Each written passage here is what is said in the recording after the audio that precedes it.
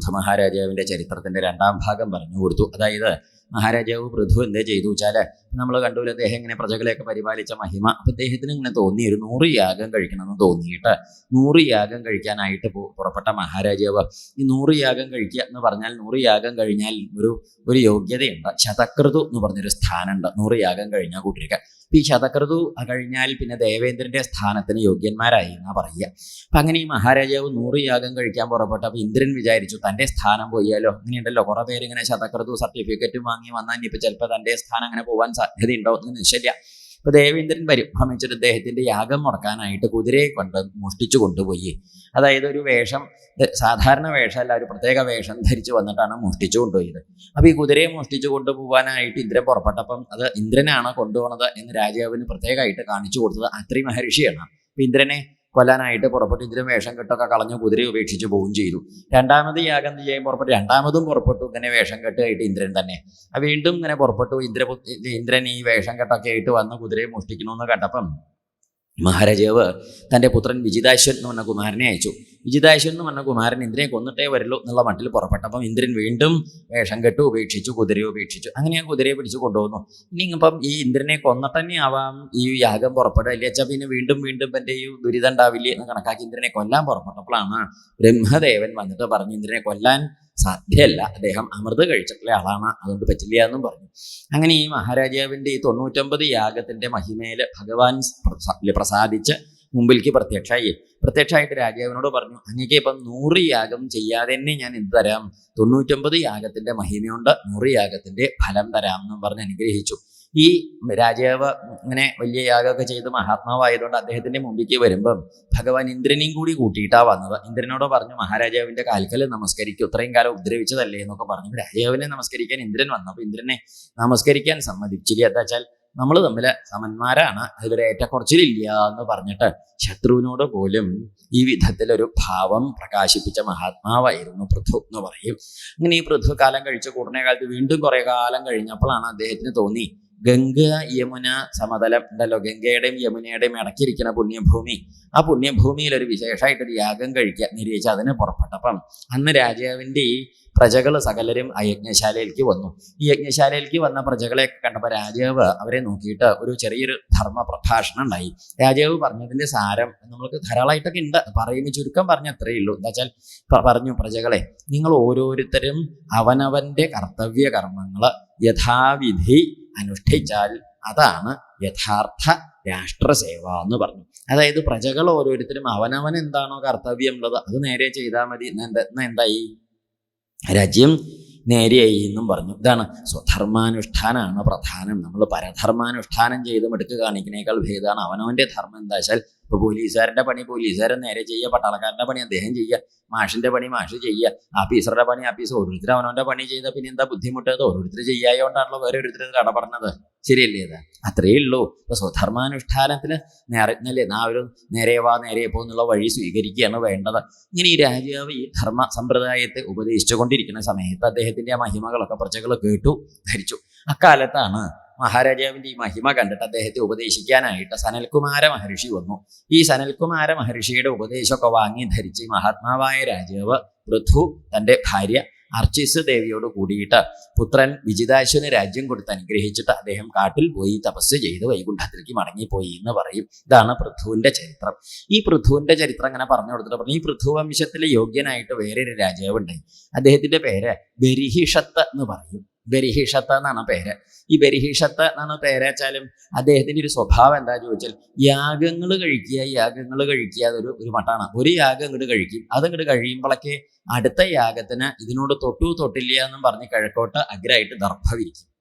അത് കഴിയുമ്പോഴൊക്കെ അടുത്തതിൻ്റെ ദർഭ കിഴക്കോട്ട് അഗ്രമായിട്ട് അങ്ങോട്ട് വിരിക്കും. ഇങ്ങനെ ഈ ദർഭ കിഴക്കോട്ട് വിരിച്ച് എപ്പോഴും ഒന്ന് കഴിയുമ്പോഴൊക്കെ ഒന്ന് എന്നുള്ള മട്ടിൽ യാഗങ്ങൾ കഴിച്ചുകൊണ്ടേയിരിക്കും. ഇങ്ങനെ ദേഹം കിഴക്കോട്ട് അഗ്രമായിട്ട് ദർഭ വിരിച്ച് ദേഹത്തിൻ്റെ പേരും മാറി.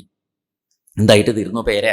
പ്രാചീന ബരിഹിസ എന്നായിട്ട് തീർന്നു. പ്രാചീനം എന്ന് പറഞ്ഞാൽ കിഴക്കോട്ട് എന്നർത്ഥം. ബരിഹിസ പറഞ്ഞ ദർഭ എന്നൊക്കെ പറഞ്ഞാൽ മനസ്സിലാവില്ലേ? നമ്മൾ ഈ ഹോമത്തിനൊക്കെ എടുക്കില്ലേ, ക്രിയക്കൊക്കെ എടുക്കില്ലേ ദർഭ, അതാണ് ദർഭ. പുല്ല് കണ്ടില്ലേ കെട്ടിക്കൊണ്ടുവരാൻ തന്നെ. അപ്പൊ ഈ കിഴക്കോട്ട് ഇങ്ങനെ ദർഭ വിരിച്ചിട്ടേ, അപ്പൊ അദ്ദേഹത്തിന് പ്രാചീന ബെരിഹീസ് എന്നായി ഈ പേര് തന്നെ ഇങ്ങോട്ട് മാറിപ്പോയി. ഈ പേര് മാറി അദ്ദേഹത്തിന്റെ ഈ സമ്പ്രദായം കൊണ്ട് ആ പേരൊക്കെ മാറിയത്. അങ്ങനെ അദ്ദേഹം യജ്ഞമൊക്കെ കഴിച്ചിരിക്കുന്ന കാലത്ത് അദ്ദേഹത്തിന് ശതദ്രുതി എന്ന പേരായ ഭാര്യയില് ഈ പ്രാചീന ബെരിഹീസിന് 10 പുത്രന്മാരുണ്ടായി. ഒരേ പേരിലും ഒരേ സമ്പ്രദായത്തിലും 10 പുത്രന്മാരാണ് ഉണ്ടായത്. ഈ 10 പുത്രന്മാർക്ക് പറയുന്ന പേരാണ് പ്രചേതസ്സുകൾ എന്ന് പറയും. ഈ പ്രചേതസ്സുകൾ 10 പേരും ചേർന്ന് അച്ഛനെ ചെന്ന് നമസ്കരിച്ചു. ബെരിഹിഷത്താന്നിങ്ങനെ പ്രാചീന ബെരിഹീസിനെ നമസ്കരിച്ചു.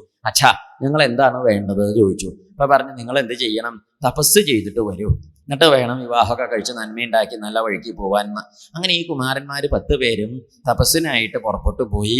അവർ തപസ്സിനായിട്ട് പോണ സമയത്ത് വഴിയിലൊരു തടാകത്തിൽ നിന്ന് ഒരു കീർത്തനം പാടുന്നത് കേട്ടു. അപ്പൊ എന്താപ്പാ കീർത്തനം എന്ന് അറിയാനായിട്ട് അവർ നോക്കിയപ്പം തടാകത്തിൽ നിന്ന് സാക്ഷാൽ ശ്രീരുദ്ര ഭഗവാനാണ് പൊങ്ങി വന്നത്. ഭഗവാൻ ഈ കുമാരന്മാരെ കണ്ടു. കുമാരന്മാര് ഭഗവാനെ നമസ്കരിച്ചു. ഭഗവാൻ ചോദിച്ചു, എവിടേക്കാ ഉണ്ണികളെ പോണത് ചോദിച്ചു. അപ്പൊ പറഞ്ഞു, ഞങ്ങൾ തപസ്സിന് പോവുകയാണ് എന്നും പറഞ്ഞു.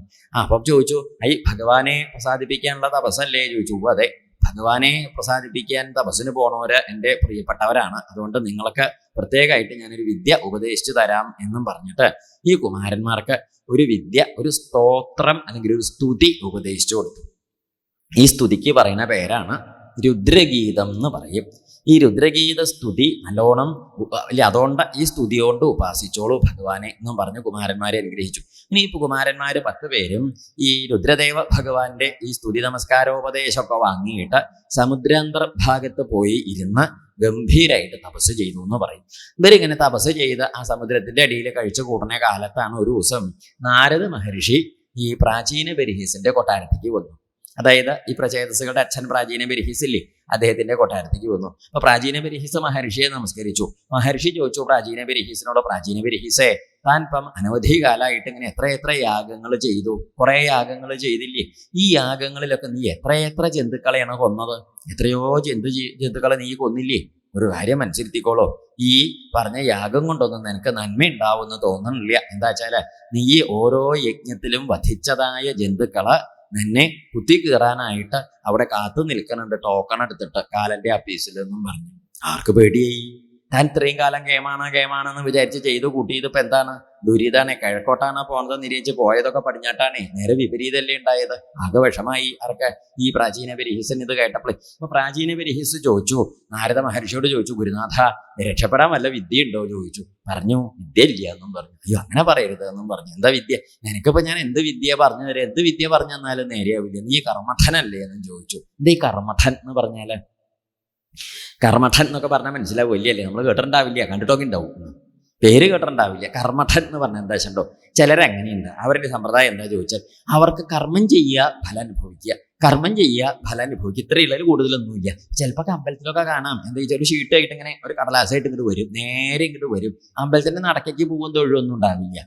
നേരെ ചെന്നാൽ തടപ്പള്ളിയുടെ വാതിക്ക പോയി തിരുമേനി ഒരു വിളിയുണ്ട്. അപ്പൊ തിരുമേനി അദ്ദേഹം അവിടെ കലശല കുട്ടി എന്തെങ്കിലും നേദ്യ അടുപ്പത്തുണ്ടാവുക, കരിയണ്ടാച്ചിട്ടേ അദ്ദേഹം അവിടെ വിഷമിച്ചിരിക്കും. അപ്പോൾ ഇങ്ങനെ വിളിക്കും.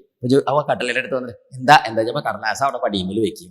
ഇതെങ്ങനെയുണ്ട്. അപ്പം അദ്ദേഹം നോക്കുമ്പോൾ ഏതോ ജ്യോത്സ്യർ പറഞ്ഞു കൊടുത്ത കടലാസാണ്. ഇന്ന അമ്പലത്തിൽ ഇന്നത് ചെയ്യണം, മറ്റേ അമ്പലത്തിൽ മറ്റേത് ചെയ്യണം എന്നൊക്കെ ഉണ്ട്.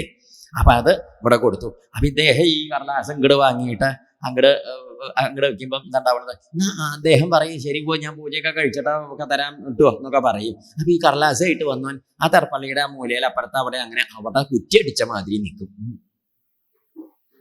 ഇവിടെ പൂജ കഴിയുന്നത് വരെ അനക്കല്ലാണ്ടിന് ഒന്ന് കയറി, ഒന്ന് തൊഴുതു, ഒന്ന് നമസ്കരിച്ചു, ഒന്ന് പ്രശ്നം കഴിച്ചു, ആർക്ക് അവിടെ ഇങ്ങനെ 10 നാമം ചൊല്ലി, ഒതൊന്നും ഉണ്ടാവില്ല. ഇവൻ അവിടെ ഇങ്ങനെ നിൽക്കും. എന്നിട്ട് പൂജയ്ക്ക് പ്രസന്ന പൂജയ്ക്ക് നട അടയ്ക്കൂല. അപ്പൊ ഇവൻ ഇങ്ങനെ,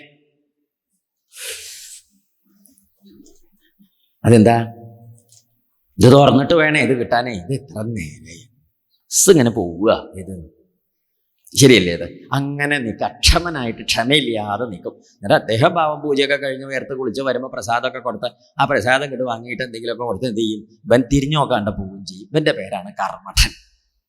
അപ്പൊ ഇവനെ ഏതോ ജ്യോത്സ്യര് പരിഹാരം പറഞ്ഞു കൊടുത്തതാണ്. അത് ഇവിടെ ചെയ്താൽ തീരുമാനമായി എന്നാണ്. അല്ലാണ്ട് അകത്തൊരു ദേവരുണ്ട്, നമസ്കരിച്ചാൽ കേമാണ്, അതാണ് ഇവിടുത്തെ കേമത്തരൊന്നും ഇവന് ഇഷ്ടമില്ല. ശരിയല്ലേ? ഇത് ഈ ജാതി ബുദ്ധിയുള്ളവരെയാണ് എന്ത് പറയുക? കർമ്മഠന്മാരെന്ന് പറയും. അല്ലാതെ ഒരു ഈശ്വരഭാവം, ഒരു അങ്ങനെയൊക്കെ ഉണ്ടല്ലോ, ഒരു ധാർമ്മിക, അതൊന്നും ഉണ്ടാവില്ല. എന്തേ ഉണ്ടാവുള്ളൂ? കർമ്മം ചെയ്യുക, ഫലം അനുഭവിക്കും. ഇത് ഇവിടെ ചെയ്താൽ നേരെ എന്നാണ് അവൻ്റെ വിചാരം. അങ്ങനെയുള്ള ആളുകളൊക്കെ ഈ തരം കർമ്മഠന്മാരായിട്ടുള്ള ആളുകളെ നമുക്ക് ഉപദേശം കൊടുത്ത് നന്നാക്കൽ വിഷമാണ്. അവരിപ്പോൾ ഇങ്ങനെ ഇവിടെ വായനയുണ്ട്, അർത്ഥം പറയേണ്ടതെന്നൊന്നും കേട്ടാൽ അവരങ്ങോട്ടൊന്നും നോക്കില്ല. അവർ വെടികൊണ്ട എന്ത് അത് മൈക്കെ കൂടി പറയാൻ പാടില്ല. വെടികൊണ്ടത് മനസ്സിലായില്ലേ? ജാതിയിലൊരു പോക്ക ഷൂന്നും പറഞ്ഞു. എന്തും അങ്ങനെയുള്ള പോവുക, തിരിഞ്ഞു നോക്കാണ്ട പോവില്ലേ? അദ്ദേഹമായിട്ടില്ല, എവിടേക്കും നോക്കില്ല, ഒരൊറ്റ പോക്ക അങ്ങനെ പോകും, അങ്ങനെ വരും. അത്തരക്കാർക്കൊന്നും അല്ലാത്തവരാച്ചാൽ നമ്മൾ ഞാൻ അബദ്ധത്തിൽ ഇവിടെ വന്നപ്പോൾ ഒച്ച കേട്ടപ്പോൾ ഒന്ന് കയറി നോക്കി, അപ്പോൾ ഒന്ന് തൊഴും ചെയ്തു, ലേശം നേരം ഇവിടെ ഇരിക്കുകയും ചെയ്തു, കേൾക്കുകയും ചെയ്തു എന്നൊക്കെ ഉണ്ടല്ലോ. അങ്ങനെയൊന്നും തോന്നില്ല, ആദർശികമായിട്ട് പോലും തോന്നില്ല. അപ്പൊ ഈ കർമ്മഠനായ തന്നെ ഇപ്പം ഞാൻ എന്ത് തന്നിട്ടാ ഉപദേശിച്ച് നേരിയൊക്കെ, അയ്യോ ഗുരുനാഥ അങ്ങനെ പറയരുത്, എന്നെ എങ്ങനെയെങ്കിലും നേരിയാക്കണേ എന്നൊക്കെ പറഞ്ഞ് ആര് തൊഴുതു?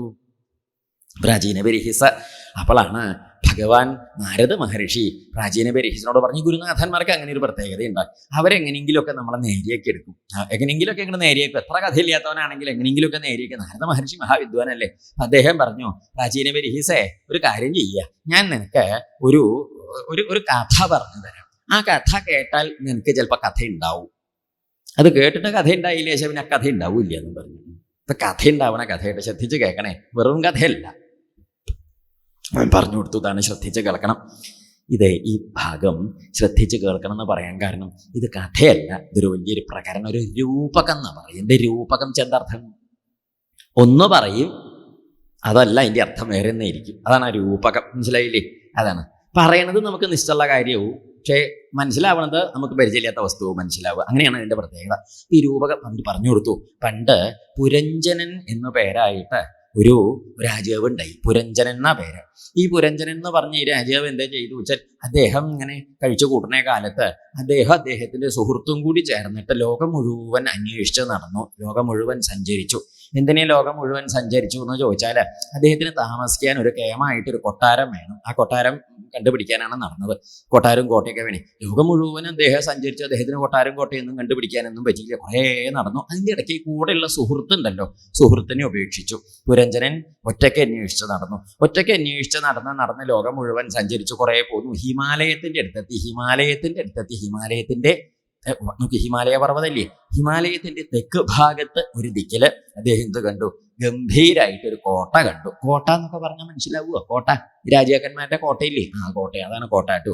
അതങ്ങനെ ചോദിക്കാൻ കാരണം എന്താ വെച്ചോ, ഈ വടക്കോട്ട് പോയി, കോഴിക്കോടും കഴിഞ്ഞ് വടക്കോട്ട് പോയി, കൊയിലാണ്ടി ഭാഗം, വടകര ആ ഭാഗത്തൊക്കെ പോയി കോട്ട എന്ന് പറഞ്ഞാൽ സർപ്പക്കാവ് എന്നൊരർത്ഥമുണ്ട്. സർപ്പക്കോട്ട എന്നൊക്കെ പറയും ഇവിടേക്ക്. സർപ്പക്കാവ് പറയില്ലേ ഇവിടേക്ക്? നമ്മൾ അങ്ങനെയല്ലേ പറയുന്നത്?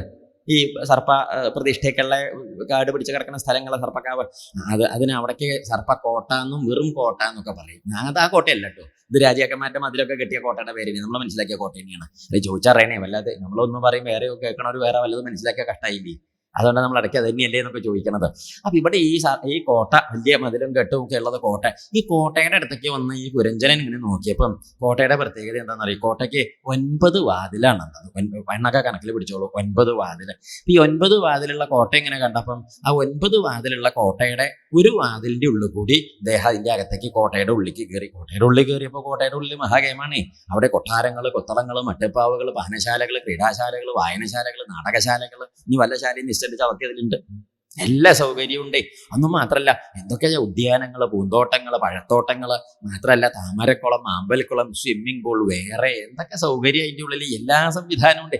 രാജാവ് ഇങ്ങനെ ചുറ്റിത്തിരിഞ്ഞ് നടന്ന് സന്തോഷത്തോടെ നടന്ന് നോക്കിയപ്പോൾ ആ സ്വർണ്ണ കൊട്ടാരം ഉണ്ടല്ലോ, സ്വർണ്ണ കൊട്ടാരത്തിന്റെ വാതിൽക്കലെത്തിയ ഉള്ളിലേക്ക് അങ്ങോട്ട് കയറി. കൊട്ടാരത്തിന്റെ ഉള്ളിലേക്ക് കയറിയപ്പോൾ നടുക്കൊരു സുന്ദരി ഒരു ചപ്രമഞ്ചക്കട്ടലിന്റെ മുകളിൽ ഇങ്ങനെ ചാഞ്ഞിരിക്കണോ. രാജാവ് അടുത്തേക്ക് ചെന്നപ്പോൾ ഈ സുന്ദരി ഇരിക്കണ ആ കട്ടലിന്റെ വശത്തായിട്ട് ഒരു 5 സുന്ദരന്മാരും ഉണ്ട്, വേറെ 5 സുന്ദരിമാരും ഉണ്ട്. അവരുടെ അടുത്ത് ഒരു 5 തലയുള്ള പാമ്പും ഉണ്ട്. കൗതുകമായി രാജാവിനെ. എന്ന് മാത്രമല്ല, ഇങ്ങനെയൊക്കെ ഇരിക്കുമ്പോഴാണ് രാജാവ് അങ്ങോട്ട് അടുത്തേക്ക് ചെന്നു. അപ്പൊ ഇരിക്കണത് ആരാന്നൊന്നും നിശ്ചയില്ല. അപ്പൊ രാജാവ് അടുത്ത് ചെന്ന് ചോദിച്ചു, സുന്ദരി എന്താ തൻ്റെ പേര്? അച്ഛൻ്റെ പേരെന്താ? തൻ്റെ ഗോത്രം ഏതാണ് എന്ന് ചോദിക്കില്ലേ? എല്ലാ പേര് ചോദിക്കില്ലേ? എന്താ ഗോത്രം? നീ കൊട്ടാര ആരുടെയാ? ഈ 5 സുന്ദരന്മാരാരാണ്? 5 സുന്ദരിമാരാരാണ്? 5 തലയുള്ള പാമ്പിന്റെ കഥ എന്താണ് എന്നൊക്കെ അങ്ങോട്ട് ചോദിച്ചു. അപ്പൊ ഈ സുന്ദരി പറഞ്ഞു, എൻ്റെ പേര് എന്താണെന്നല്ലേ ചോദിച്ചത്, എൻ്റെ പേര് എന്താണെന്ന് എനിക്ക് നിശ്ചയില്ല എന്ന് പറഞ്ഞു. പിന്നെ അവളോട് അച്ഛൻ്റെ പേര് ചോദിക്കണത്? അവനവൻ്റെ പേര് നിശ്ചയില്ല അവളൊക്കെ. അപ്പൊ പിന്നെ അച്ഛൻ്റെ പേര് ചോദിക്കണ്ട, അപ്പൊ കുടുംബ പേരും ചോദിക്കണ്ട. രാജാവിന് വലിയ ബുദ്ധിയായി. രാജാവിനോട് പറഞ്ഞു, ഈ 5 പേര് ഇവിടുത്തെ പണിക്കാരാണ്, ഭൃത്യന്മാരാണ്. 5 സ്ത്രീകളിൽ ഏത് പണിക്കാരത്തിയോളാണ് എന്നും പറഞ്ഞു.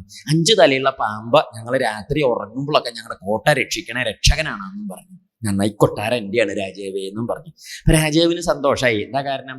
കൊട്ടാരമൊക്കെ ഇവളുടെയാണ്, ഇവൾ വലിയ അവസ്ഥയിലുള്ളവളാണ്. ഇനി മാത്രമല്ല ഇവൾക്ക് അച്ഛനും ഇല്ല, ഗോത്രവും ഇല്ല, ഒന്നുമില്ല. അതുകൊണ്ട് പിന്നെ ജാതകം ഉണ്ടാവുകയും വഴിയില്ല. അങ്ങനെയുള്ളൊരു തടസ്സം. അപ്പം അതുകൊണ്ട് രാജാവ് എന്ത് ചെയ്തു? ഇവളുടെ അടുത്തേക്ക് ചെന്നിട്ട് ഇംഗ്ലീഷിൽ മറ്റേതങ്ങോട്ട് പറഞ്ഞു. ഏത്? അത് പിന്നെ മൈക്കിൽ കൂടി പറയേണ്ടി വരും. അങ്ങനെയുണ്ടല്ലോ. പറഞ്ഞു, അതെ എനിക്ക് നിന്നെ അങ്ങോട്ട് ഇഷ്ടമായി എന്നും പറഞ്ഞു. അപ്പോൾ ഇവള് പറഞ്ഞു ക്യും. അപ്പോൾ നമ്മുടെ നാട്ടിൽ ക്യും ക്യും ഉണ്ടെങ്കിൽ പിന്നെ അങ്ങനെയാണല്ലോ പതിവ്. നിക്കൊക്കെ ഇഷ്ടമായി എന്ന് പറഞ്ഞു. എനിക്കും ഇഷ്ടമായി. ഇപ്പം എന്താ ചോദിക്കാനും പറയാനൊന്നുമില്ല. രാജാവ് ഇവളെ അങ്ങോട്ട് കല്യാണം കഴിച്ചു. അപ്പോൾ ഇവളെ ഇപ്പം എന്താ വിളിക്കുക? നമ്മളെ പുരഞ്ജനൻ, രാജാവിൻ്റെ പേര് പുരഞ്ജനൻ. നമ്മൾക്ക് പേരും ഇല്ലല്ലോ. നമ്മുടെ നാട്ടിൽ മിസ്സിസ് പുരഞ്ജനൻ എന്നൊക്കെ വിളിക്കാറുണ്ടോ? അത് ഇവിടെ പറ്റില്ല. തൽക്കാലത്തേക്ക് നമുക്ക് പുരഞ്ജനി എന്ന് വിളിക്കുക. അങ്ങനെ ഈ പുരഞ്ജനനും പുരഞ്ജനിയും, ഈ പുരഞ്ജനി എന്തായിട്ടായി വെച്ചാൽ, നോക്കൂ, രാജാവും ഈ പുരഞ്ജനനും പുരഞ്ജനിയും കൂടി അങ്ങനെ മഹാഗയമായിട്ടാണ്. ഈ പുരഞ്ജനി നടക്കുമ്പം പുരഞ്ജനൻ നടക്കും, പുരഞ്ജനി ഇരിക്കുമ്പം പുരഞ്ജനി ഇരിക്കും, പുരഞ്ജനൻ ഓടുമ്പം അല്ലെ പുരഞ്ജനി ഓടുമ്പം പുരഞ്ജനൻ ഓടും, പുരഞ്ജനി ഉണ്ണുമ്പം പുരഞ്ജനൻ ഉണ്ണും. പുരഞ്ജനി പാടുമ്പം നാട്ടുകാരുടെ ബുദ്ധിമുട്ട് ആലോചിക്കേണ്ട ആരും പാടും? പുരഞ്ജനനും പാടും. അങ്ങനെ ഒരു സ്വിച്ചിൻ്റെ മുകളിൽ പിടിപ്പിച്ച 2 യന്ത്രം പോലെ ആരും നടന്നു. ഇവർ 2 പേരും അത്രയ്ക്ക് യോജിപ്പാണേ. അങ്ങനെ വല്ലാത്ത യോജിപ്പ്. അത് പണ്ടായി മുത്തശ്ശനൊക്കെ പറയുന്നത് കേട്ടിട്ടുണ്ട്. എന്താ വെച്ചാൽ യോജിപ്പിൻ്റെ കാര്യം പണ്ടൊക്കെ പറയും. എങ്ങനെയാണെന്നാണെങ്കിൽ, ഈ കല്യാണം കഴിച്ച ആദ്യത്തെ കൊല്ലം ഭാര്യ പറയുന്നത് മുഴുവനും ഭർത്താവ് കേൾക്കും. കല്യാണം 2ാമത്തെ കൊല്ലം ഭർത്താവ് പറയുന്നത് മുഴുവനും അങ്ങനെ ഭാര്യയും കേൾക്കും. പിന്നെ 3ാമത്തെ കൊല്ലം മുതൽ ഇവർ 2ആളും കൂടി പറയുന്നത് നാട്ടുകാർ കേൾക്കും. അങ്ങനെയാ പതിവ്. അപ്പോൾ അവർക്ക് പിന്നെ TV ഒന്നും വേണ്ട. ദശത്ത് ഇങ്ങനെ നേരെ കേൾക്കുമല്ലോ. അങ്ങനെ പറയുന്നത് കേട്ടിട്ടുണ്ട് മുത്തശ്ശനൊക്കെ. എന്തെങ്കിലും ആവട്ടെ, ഏതായാലും ഇവിടെ നല്ല യോജിപ്പാ കാണുന്നത്. യോജിപ്പിൻ്റെ അങ്ങനെ അത്ര യോജിപ്പിൽ ഇവർ കഴിച്ചു കൂടുന്ന കാലത്ത് ഈ പുരഞ്ജനന് പുരഞ്ജനിയിൽ അങ്ങനെയൊക്കെ ഉണ്ടായി. സന്താനങ്ങളൊക്കെ കുറേ അധികം സന്താനങ്ങളൊക്കെ ഉണ്ടായി. സന്താനങ്ങളുടെ എണ്ണം പറഞ്ഞ് പേടിക്കൊന്നും വേണ്ട. 110 അല്ലേ, 1110 എന്നൊക്കെ പറയും. കണക്കൊക്കെ കയ്യിൽ വെച്ചോളൂ. അപ്പം നമുക്ക് വേറെ വിവരം കിട്ടും. 110 പെൺകുട്ടികളും 1110 ആൺമക്കളൊക്കെ ഉണ്ടായി എന്ന് പറയും. അങ്ങനെ കുറേയൊക്കെ ഉണ്ടായി. കാലം പിന്നെയും മുമ്പിലേക്ക് ഇങ്ങനെ പോയി. അപ്പോൾ ആ കാലത്ത് ശത്രുക്കൾ കുറേ പേരുണ്ട്. ശത്രുക്കളൊക്കെ വന്ന് മുട്ടി നോക്കും. പക്ഷെ നല്ല ശക്തനാണ് രാജാവ്. കോട്ട നല്ല ബലമുള്ളതായതുകൊണ്ട് ശത്രുക്കൾക്കൊന്നും കോട്ടയിലെ അടുത്തേക്കൊന്നും വരാൻ പറ്റിയില്ല. അവർ കോട്ടയിലൊന്നും മുട്ടി പോകുന്നല്ലാതെ ഒന്നും അങ്ങോട്ട് ചെയ്യാൻ പറ്റിയില്ല. ആ കാലത്ത് അങ്ങനെ ഇരിക്കുമ്പോഴാണ് വേറൊരു കഥയുണ്ടായി. അന്ന് ഈ കാലൻ്റെ മകള് കാലകന്യക എന്ന് പറയും. കാലകന്യക, ഈ കാലകന്യക എന്നല്ല അവളുടെ പേര്. ശരിക്കും പേര് കോളേജിലൊക്കെ പേര് ദുർഭഗ കെ കാലൻ എന്നാണ്. കാലൻ്റെ മകളുണ്ട്. അപ്പം അതുകൊണ്ട് അങ്ങനെ ദുർഭഗ എന്ന പേര്. പക്ഷെ നമ്മളിങ്ങനെ വടക്കേലെ കുട്ടി എന്നൊക്കെ പറയില്ലേ, അതങ്ങനെ പേര് സാവിത്രി എന്നാണ്. എന്നാലും നമ്മൾ അങ്ങനെയാണല്ലോ പറയുക. അപ്പോൾ കാലകന്യക എന്നൊക്കെ പറഞ്ഞ് ശീലിച്ചതാണ്. ഈ കാലകന്യക എന്ന് പറഞ്ഞ പെൺകുട്ടിക്ക് ഒരു പ്രത്യേകത എന്താ ചോദിച്ചാൽ, ഇവളുടെ ഒരു വിശേഷം, ഇവൾക്ക് ഈ കോളേജ് പഠിപ്പ് കഴിഞ്ഞ് വന്ന് ഇറങ്ങിയപ്പോൾ ഉണ്ടായ ഒരു വിശേഷം. അത് ഇവളെ എട്ടണയാണ് ഒരു മാലയും വാങ്ങി കയ്യെ പിടിച്ചിട്ട് അങ്ങാടി കൂടിയൊക്കെ അങ്ങനെ നടക്കും. ആരെ ആദ്യം കാണുന്നു അയാളുടെ കഴുത്തിൽ മാലയിട്ട് അങ്ങോട്ട് കല്യാണം കഴിക്കും. അങ്ങനെ അവളുടെ പതിവ്. വല്ലാത്തൊരു സൂക്കടാത് ഇല്ലേ. അങ്ങനെ ഈ കാലകന്യക ഒരിക്കൽ ശ്രദ്ധിച്ച് കേൾക്കണേ, യവനേശ്വരൻ എന്നു പേരായ യോഗ്യന്റെ അടുത്ത് ചെന്നിട്ട് അദ്ദേഹത്തിന്റെ കഴുത്തിൽ മാലയിട്ട് കല്യാണം കഴിക്കാനായിട്ട് നോക്കി. യവനേശ്വരൻ പറഞ്ഞു, ഹേ ദുർഭഗേ, നീ എനിക്ക് സഹോദരിയെ പോലെയാണ്, അതുകൊണ്ട് നിന്നെ ഞാൻ വിവാഹം ചെയ്യില്ല എന്ന് ആരോട് പറഞ്ഞു? കാലകന്യകയോട് പറഞ്ഞു. അപ്പൊ കാലകന്യക ചോദിച്ചു, ഞാൻ പിന്നെ ആരെയപ്പോ വിവാഹം ചെയ്യുക? അപ്പൊ പറഞ്ഞു, നീ ഭൂമിയിൽ പുരഞ്ജനനെ കണ്ടുവോ? ആ പുരഞ്ജനൻ മഹായോഗ്യനാണ്, അദ്ദേഹത്തെ വിവാഹം ചെയ്തോളൂ എന്നാർക്ക് നിർദ്ദേശം കൊടുത്തു? കാലകന്യകയ്ക്ക്. കാലകന്യക ഈ വർത്തമാനം കേട്ട് ഭൂമിയിൽ വന്ന് പുരഞ്ജനന്റെ കൊട്ടാരത്തിൽ ഒളിച്ചും പറഞ്ഞ് അങ്ങനെ താമസിച്ചു. ഈ കാലകന്യക ചില്ലറക്കാരിയല്ല കേട്ടോ. ഇവളെ കുറിച്ച് പറഞ്ഞപ്പോൾ നാരദ മഹർഷിക്ക് ഉണ്ട് കുറച്ചൊക്കെ കുറച്ച് കാര്യങ്ങൾ പറയാൻ. എന്താ പറയണ്ടേ? ഒരിക്കലും ഈ നാരദ മഹർഷി അദ്ദേഹം നിത്യബ്രഹ്മചാരിയായിട്ടുള്ള നാരദ മഹർഷി ഒരിക്കലും ഇങ്ങനെ ദേവലോകത്തു നിന്നും ഭൂമിക്ക് വരികയാണ്. ഭൂമിക്ക് വന്ന് ഇങ്ങനെ ഭൂമിയിലേക്ക് വരുമ്പം ഈ കാലകന്യക ഒരു കഷ്ണം മാലയായിട്ട് വന്നിട്ട് പിമ്പിക്കൂടി വന്ന് ശബ്ദം ഉണ്ടാക്കാതെ മെല്ലെ മെല്ലെ വന്ന് പതുങ്ങി വന്നിട്ട് പിമ്പിക്കൂടി വന്ന് മാല കൊണ്ടുവന്ന് നാരദരുടെ കഴുത്തിലേക്ക് ഇട്ടിട്ട് മുമ്പിലേക്ക് വന്നിട്ട് പറഞ്ഞു, കല്യാണം കഴിച്ചൂലോ. നാരദ മഹർഷി തിരിഞ്ഞു നോക്കിയപ്പോൾ ഒരുത്തി പിന്നിക്കൂടി വന്ന് കല്യാണം കഴിക്കുക. അദ്ദേഹത്തിന് ദേഷ്യം വന്നേ. ഓർക്കാപ്പുറത്ത് നാരദര കഴുത്തി കിടക്കണ മാല എടുത്തിട്ട് ചുറ്റി പറിച്ചെടുത്തിട്ട് ആ പറമ്പിക്കൊരു അങ്ങോട്ട് കൊടുത്തു. അദ്ദേഹം എറിഞ്ഞ്. അപ്പൊ ഈ കാലകന്യക നാരദരോട് പറഞ്ഞു, ഹേ ദുഷ്ട, നീ എൻ്റെ മാല എടുത്ത് എറിയാൻ മാത്രം അയ്യോ, നിനക്ക് ഇരിക്കപ്പുറത്തി ഇല്ലാണ്ട പോട്ടെ എന്ന് ആരെ ശപിച്ചു? നാരദ മഹർഷിയെ ശപിച്ചു. അപ്പൊ നാരദ മഹർഷി ആ പെൺകുട്ടിയോട് ചോദിച്ചു, നിന്നെ കല്യാണം കഴിച്ചാൽ ഉണ്ടാവും പറഞ്ഞ സാധനം ഏത്? ഇരിക്കപ്പുറത്തി. നിന്നെ കല്യാണം കഴിച്ചാൽ ഇരിക്കപ്പുറത്തി ഉണ്ടാവില്ല, നീ കൂടെ ഉണ്ടാവുകയും ചെയ്യും. ഇതിപ്പോൾ ഇരിക്കപ്പുറത്തി ഇല്ലായാലും അത് സഹിക്കാവുന്നതേ ഉള്ളൂ, നിന്നെ സഹിക്കണ്ടല്ലോ എന്നും പറഞ്ഞു നാരദര് അടുത്ത അമ്പലക്കുളത്തിൽ പോയി മുങ്ങി കുളിച്ച് മുണ്ട് പിഴിഞ്ഞ് കുടഞ്ഞു കൊടുത്ത് അദ്ദേഹത്തിന്റെ പാട്ടിന് അദ്ദേഹം പോവുകയും ചെയ്തു. പറഞ്ഞതിന്റെ അർത്ഥം, നാരദരെ പോലും വെറുതെ വിടാത്തവളാണ് ആര്? ഈ കാലകന്യക. ഒരു മേൽവിലാസം കിട്ടിയില്ലേ? ആ മേൽവിലാസം പറയാനാണ് ഇപ്പൊ നാരദ മഹർഷി തന്റെ അനുഭവം പറഞ്ഞത്. ഈ കാലകന്യക പുരഞ്ജനന്റെ കൊട്ടാരത്തിൽ ഒളിച്ചും പതുങ്ങിയും താമസിക്കുന്ന കാലത്ത് ഒരു ദിവസം എന്താ ഉണ്ടായി എന്നാണെങ്കിൽ കലകന്യൊക്കെ ഇങ്ങനെ കഴിച്ചു കൂട്ടുമ്പം രാജാവ് പുരഞ്ജനൻ ഒരിക്കല് രാത്രി ഊണൊക്കെ കഴിഞ്ഞ് തന്റെ കൊട്ടാരത്തിൽ നിന്ന് ഊണും കഴിഞ്ഞിട്ട് പുരഞ്ജനിയുടെ കൊട്ടാരത്തേക്ക് പോവുകയാണ്. ഈ പുരഞ്ജനിയുടെ കൊട്ടാരത്തേക്ക് ഇങ്ങനെ പോണ സമയത്ത് രാത്രി സമയം 8:30 സമയത്ത് ആ പവർക്കട്ടിന്റെ നേരത്താണ് രാജാവ് ഇങ്ങനെ പോണത്. കയ്യിൽ എമർജൻസി ഒന്നും ഇല്ല. ഇനിയും പെട്ടെന്നാണ് കറണ്ട് പോയത്. 8:30 നോക്കിയില്ല. രാജാവ് ഇങ്ങനെ പോകുമ്പോഴാണ് തൂണിന്റെ മറവെന്ന് ഈ കാലകന്യക ഉണ്ടല്ലോ ഇവള് ഇങ്ങോട്ട് വന്നിട്ട് രാജാവിനെ ഒരു കെട്ടിപ്പിടുത്തം. ആ കെട്ടിപ്പിടുത്തം കുറച്ചു നേരം ഉണ്ടായി. കെട്ടിപ്പിടുത്തം കഴിഞ്ഞ് പിടുത്തം വിട്ടപ്പോൾ രാജാവിന് പിടുത്തല്ലാണ്ട് നിൽക്കാൻ വയ്യാന്നായി. എന്തെങ്കിലും ഒരു പിടുത്തം വേണമെന്നായി, ഒരു വടിയെങ്കിലും വേണം പിടിക്കാന്നായി. അങ്ങനെ വടി ഊന്നി രാജാവ് കഷ്ടത്തിലായി. വൃദ്ധനായി പോയി രാജാവ്. പല്ലും പോയി, കണ്ണും കാണാണ്ടേ, ചെകിടും കേൾക്കാണ്ടേ, ശരീരമൊക്കെ ചുക്കി ചുളിഞ്ഞു, എല്ലാം ജരാനര വന്ന് പെട്ട് കഷ്ടത്തിലായി രാജാവ്. രാജാവിന്റെ ബലം പോയി. ജരാനര വന്ന് പെട്ട ബലം പോവില്ലേ? രാജാവിന്റെ ബലം പോയപ്പോൾ കോട്ടയുടെ ബലവും പോയി. കോട്ടയുടെ ബലം പോയപ്പോൾ ഈ ശത്രുക്കൾ ഓരോരുത്തർ വന്ന് അല്ലേ അങ്ങനെയൊക്കെ ഉണ്ടായി. രാജാവാണെങ്കിൽ ഇങ്ങനെയൊക്കെ ഉണ്ടായപ്പോഴും പുരഞ്ജനിയുടെ അടുത്തേക്ക് ചെന്ന് പുരഞ്ജനിക്ക് ഇദ്ദേഹത്തെ വേണ്ടാണ്ടേ, ആരെ? ഈ വൃദ്ധനെ. പക്ഷെ പുരഞ്ജനിയെ വേണ്ടാണ്ടേ ഇല്ല. എപ്പോഴും പുരഞ്ജനന്റെ ഉള്ളിൽ പുരഞ്ജനി എന്നുള്ളൂ. പുരഞ്ജനിക്കാണെങ്കിലും അങ്ങനത്തെ വിചാരങ്ങളൊന്നും ഇല്ലാണ്ടേ. രാജാവ് അങ്ങനെ ഇരിക്കുന്ന കാലത്ത് ആദ്യത്തെ ശത്രു വന്നു. ശത്രുവിന്റെ പേര് ചണ്ഡവേഗൻ എന്ന് പറയും. ചണ്ഡവേഗൻ എന്നാ പേര്. ഈ ചണ്ഡവേഗൻ ശത്രു വന്നിട്ട് കോട്ടയുടെ ഒരു കല്ലടർത്തി. വലിയ കല്ലുണ്ടാവില്ലേ? ഒരു കല്ലടർത്തിയ പിന്നെ ബാക്കി ബംഗാളി പണിക്കാർ അടർത്തിക്കോളും. മേസ്ത്രി രാവിലെ വന്ന് ഒരു കല്ലടർത്തി അങ്ങോട്ട് പോവുകയാണല്ലോ ചെയ്യാം. കല്ലടർത്തി. അപ്പോഴാണ് ഗന്ധർവന്മാര്, യവനന്മാര് ഇവരെല്ലാരും കൂടി വന്നു കോട്ടയം അങ്ങോട്ട് തകർത്തു. എല്ലാവരും കൂടി തകർത്ത് നശിപ്പിക്കുന്ന സമയത്ത് കഷ്ടായി, ആകെ വിഷമിച്ചില്ലേ. പലതവണ പല പ്രകാരത്തിൽ നോക്കി. പണിക്കാരത്തികളൊക്കെ നോക്കിയിട്ടൊന്നും പറ്റിയില്ല.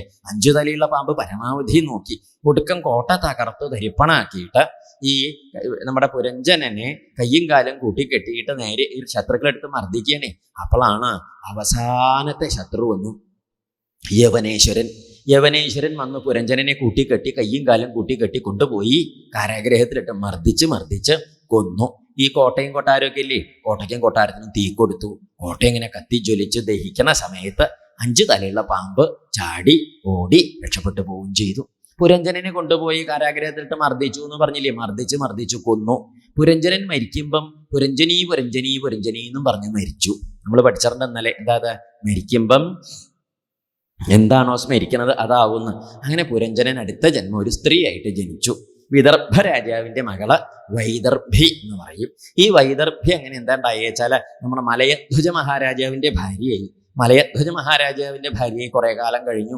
അദ്ദേഹം മരിച്ചു. അദ്ദേഹത്തിന്റെ ശവശരീരം ചെതയിൽ വെച്ചിട്ട് തീ കൊടുത്ത് അങ്ങനെ കത്തിക്കൊണ്ടിരിക്കുന്ന സമയത്ത് ആ ചെതയിലേക്ക് ചാടാനായിട്ട് ആര് പുറപ്പെട്ടു? നമ്മുടെ ഈ വൈദർഭി ചെതയിലേക്ക് ചാടാനായിട്ട് ഇങ്ങനെ പുറപ്പെട്ടിങ്ങനെ നിൽക്കുന്ന സമയത്താണ് ഒരു ബ്രാഹ്മണൻ നിങ്ങളുടെ അടുത്തേക്ക് വന്നു. ആ ബ്രാഹ്മണൻ വന്നിട്ട് പറഞ്ഞു, ഹേ വൈദർഭി, നിനക്ക് എന്നെ ഓർമ്മയുണ്ടോ എന്ന് ചോദിച്ചു. വൈദർഭി ഇങ്ങനെ നോക്കി പറഞ്ഞു, എനിക്ക് ഓർമ്മയില്ല എന്ന് പറഞ്ഞു. ഞാൻ ശ്രദ്ധിച്ചോളൂ, ഞാൻ നിന്റെ പഴയ സുഹൃത്താണ്. ആര്? അവിജ്ഞാത സഖേ. ആരാണ്? നിന്റെ പഴയ സുഹൃത്ത്. പണ്ടൊരു സുഹൃത്തിനെ ഉപേക്ഷിച്ചു എന്ന് പറഞ്ഞില്ലേ, ആ സുഹൃത്താണ് ഞാൻ. നിനക്ക് എന്നെ ഓർമ്മയില്ലല്ലേ? എന്നാലേ നീയേ വൈദർഭിയല്ല, നീയേ പുരഞ്ജനനല്ല. നീ പിന്നെ ആരാണ്? നമ്മൾ 2 പേരും മാനസ സരസിലെ 2 ഹംസങ്ങളായിരുന്നു. അങ്ങനെ ഇരിക്കുന്ന കാലത്ത് ഗ്രാമ്യഭോഗങ്ങൾ അനുഭവിക്കണം എന്ന് പറഞ്ഞ് ഇറങ്ങി പുറപ്പെട്ടതാണ് താൻ. അങ്ങനെയാണ് താൻ ഇവിടെ എത്തിയത്. ഞാൻ അന്ന് തൻ്റെ കൂടെ പോകുന്നില്ല, ഞാൻ അവിടെ ഇരുന്നു. അതുകൊണ്ട് നീയും ഞാനും തമ്മിൽ വാസ്തവത്തിൽ പറഞ്ഞാൽ ഭേദം ഇല്ല എന്നാണ് അറിവുള്ളവര് പറയണത് എന്നാര് പറഞ്ഞു? ഈ വന്നേ ആ അവിജ്ഞാതൻ എന്ന പേരായ സുഹൃത്ത് പറഞ്ഞു. ഇതിങ്ങനെ കേട്ടപ്പം നമ്മുടെ ആ പുരഞ്ജനൻ അല്ലെങ്കിൽ ഈ വൈദർഭി ഇല്ലേ, ആ വൈദർഭിക്ക് ആത്മബോധം തെളിഞ്ഞ് പ്രകാശിച്ചു. വൈദർഭി മുക്തി നേടി എന്നാ പറയുക. പ്രാചീന ബരിഹിസേ, ഇതാണ് കഥ. മനസ്സിലായോ ചോദിച്ചു. പ്രാചീന ബരിഹിസ് പറഞ്ഞു, ഈ കഥ കേൾക്കണതിൻ്റെ മുമ്പ് കുറച്ച് കഥയൊക്കെ ഉണ്ടായിരുന്നു, ഇപ്പോൾ ഉള്ള കഥയും പോയി എന്നും പറഞ്ഞു. ഒന്നും മനസ്സിലായില്ല. വല്ലതും മനസ്സിലായോ? ഇല്ല. എന്നാ നീ ശ്രദ്ധിച്ചോളൂ. നീ കഥയുടെ കഥയാ പറയുന്നത് കേട്ടോ. കഥ കഴിഞ്ഞു, കഥ കയ്യിലില്ലേ, നീ കഥയുടെ കഥയാ പറയുന്നത്. ശ്രദ്ധിക്കുക, എല്ലാ കഥയ്ക്ക് ഒരു കഥയുണ്ടാവും. പറഞ്ഞു കൊടുത്തു. അതെന്താ? ആരാ ഈ പുരഞ്ജനൻ എന്ന് പറയുന്നത്? നമ്മൾ പുരഞ്ജനൻ എന്ന് പറഞ്ഞില്ലേ, പുരഞ്ജനൻ എന്ന് പറയുന്നത് ആരാന്ന് വെച്ചിട്ടോ, നമ്മുടെ അകത്തിരിക്കണേ ജീവൻ. ആ ജീവനെയാണ് എന്താ പറയുന്നത്? പുരഞ്ജനൻ എന്ന് പറയുന്നത്. ഈ ജീവൻ എന്താ ചെയ്യണത്? ഈ ജീവൻ, അതായത് നമ്മുടെ അകത്തിരിക്കുന്ന ജീവൻ ഇങ്ങനെ നടക്കുകയാണേ, അതിന് കയറി കൂടാൻ ഒരു കോട്ട വേണം. എന്നിട്ട് കിട്ടിയതോ 9 വാതിലുള്ളൊരു കോട്ട കിട്ടി. അതേതായത് ഈ ശരീരം. നവദ്വാരേ പുരേ ദേഹി. 9 കണ്ണ്, മൂക്ക്, വായ, ചെകിട എന്നൊക്കെ പറഞ്ഞ 9 ദ്വാരങ്ങളാണ് നമ്മുടെ ശരീരത്തിലെ അകത്തേക്കും പുറത്തേക്കും വ്യവഹാരത്തിന്. ഇതാണ് ഈ 9 ദ്വാരങ്ങളുള്ള ശരീരത്തിനെയാണ് 9 വാതിലുള്ള കോട്ട എന്ന് പറഞ്ഞത്. എങ്ങനെയുണ്ട് അല്ലേ? അവിടെ എന്തുണ്ട്? കോട്ടയുടെ ഉള്ളിലേക്ക് കയറിയപ്പോൾ എല്ലാവിധ സൗഭാഗ്യ സാമഗ്രികളുണ്ട്. പറഞ്ഞു നമ്മുടെ ഈ ശരീരത്തിൽ എല്ലാ സൗകര്യങ്ങളും ഉണ്ട്. നമ്മുടെ ശരീരത്തിന്റെ ഉള്ളിലത്തെ കഥകളൊക്കെ കണ്ടാൽ ആ വലിയ FACT ഒന്നുമല്ല. അതിലൊന്നും ഇത്രയ്ക്ക് എന്തൊക്കെ ജാതി പ്രവൃത്തികൾ അതിൻ്റെ ഉള്ളിൽ നടക്കണത്. ഇടിക്കണോ, പൊട്ടിക്കണോ, വറക്കണോ, തെള്ളണോ, ചേറണോ, അമ്പമ്പോ എല്ലാ ജാതി പണികളും നടക്കണ്ടേ. നമ്മളൊക്കെ വെറുതെ നടക്കുമ്പോൾ അതിൻ്റെ ഉള്ളിലുള്ള ഒരു പണിയെടുക്കണ്ട. നമ്മളൊക്കെ 2 പറയങ്ങോട്ട് ഉണ്ടാവും. വൈകുന്നേരം ആകുമ്പോഴേക്ക് പിന്നെയും ഇതൊക്കെ നേരെയാക്കണില്ലേ?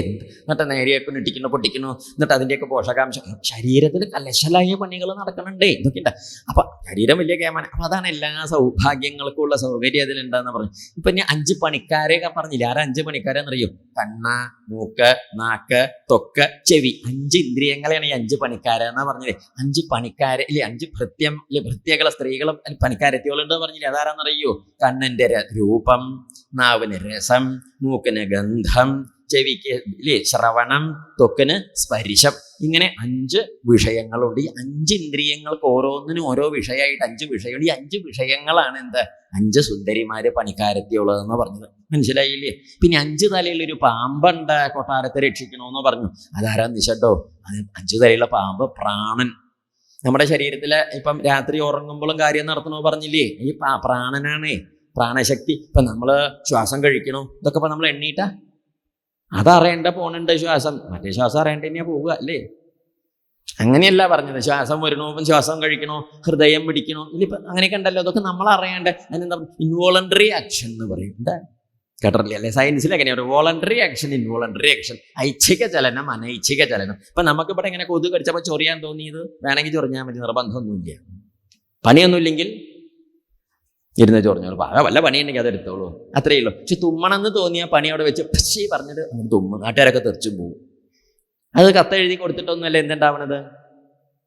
ഞാനൊരു 5 മിനിറ്റ് കഴിഞ്ഞാൽ തുമ്മും, എല്ലാവരും നോക്കിക്കോളൂ കേട്ടോ, മുണ്ടൊക്കെ ഒന്ന് നേരെ പിടിച്ചാൽ ജനാലയുടെ കമ്പി പിടിച്ച് നിന്നോളൂ എന്നൊന്നും നമ്മൾ പറഞ്ഞിട്ടൊന്നുമല്ല തുമ്മുക. അതങ്ങോട്ട് അറിയേണ്ട വരണതാണ്. തുമ്മണതും ചുമയ്ക്കണതും പെട്ടെന്ന് എന്തെങ്കിലും വേണ്ടാത്തത് വായയിൽ ചെന്ന് കഴിച്ചു പോയി അലോഹ്യ ചെയ്താച്ചാൽ ഛർദ്ദിക്കാൻ തോന്നുന്നതും ഇതൊന്നും നമ്മളാരും വിചാരിച്ച് നമ്മൾ ഛർദ്ദിക്കേണ്ടെന്ന് വിചാരിച്ചാലും അതിങ്ങനെ കുത്തിത്തള്ളി വരില്ല. വല്ലാത്ത വിഷമാണ്.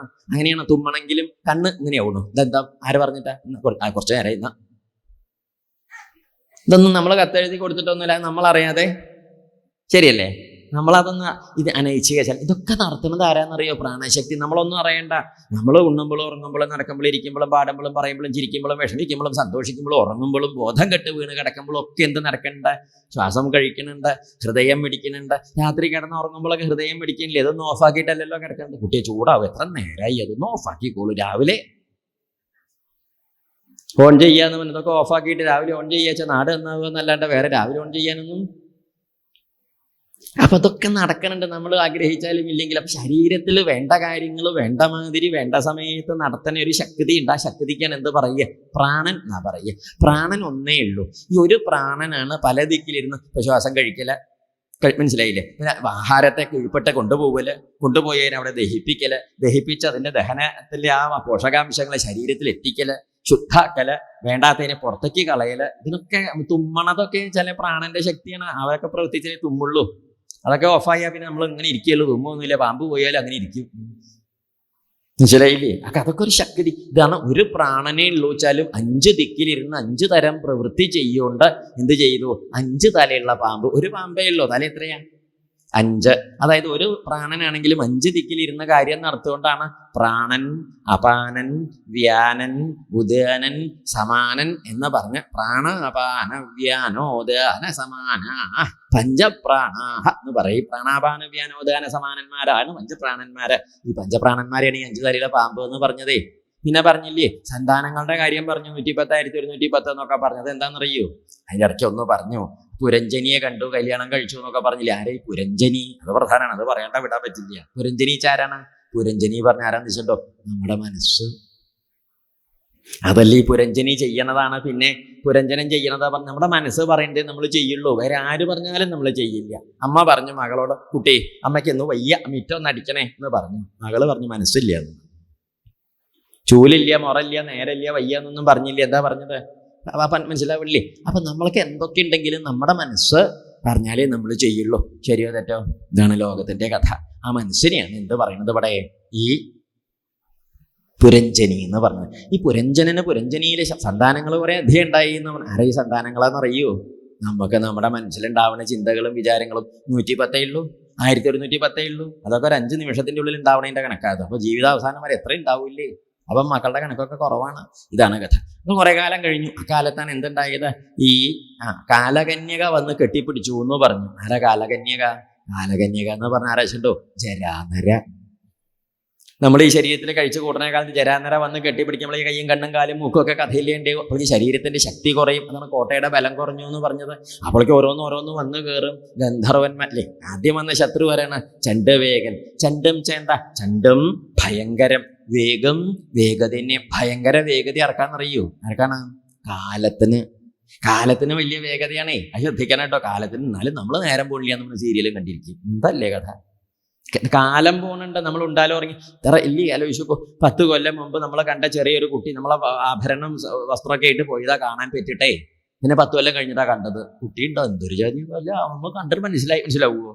ഇത്ര വേഗം വളരണതിൽ കാലം ഇങ്ങനെ മുമ്പിലേക്ക് പോയിക്കൊണ്ടേയിരിക്കും. അതുകൊണ്ടാണ് പറഞ്ഞത് കാലം വളരെ വേഗത്തിൽ മുമ്പിലേക്ക് പോണതാണ് കാലം. ആ കാലത്തിനെയാണ് അവിടെ എന്ത് ചെയ്യണത്? ചണ്ഡവേഗൻ എന്ന പേരില്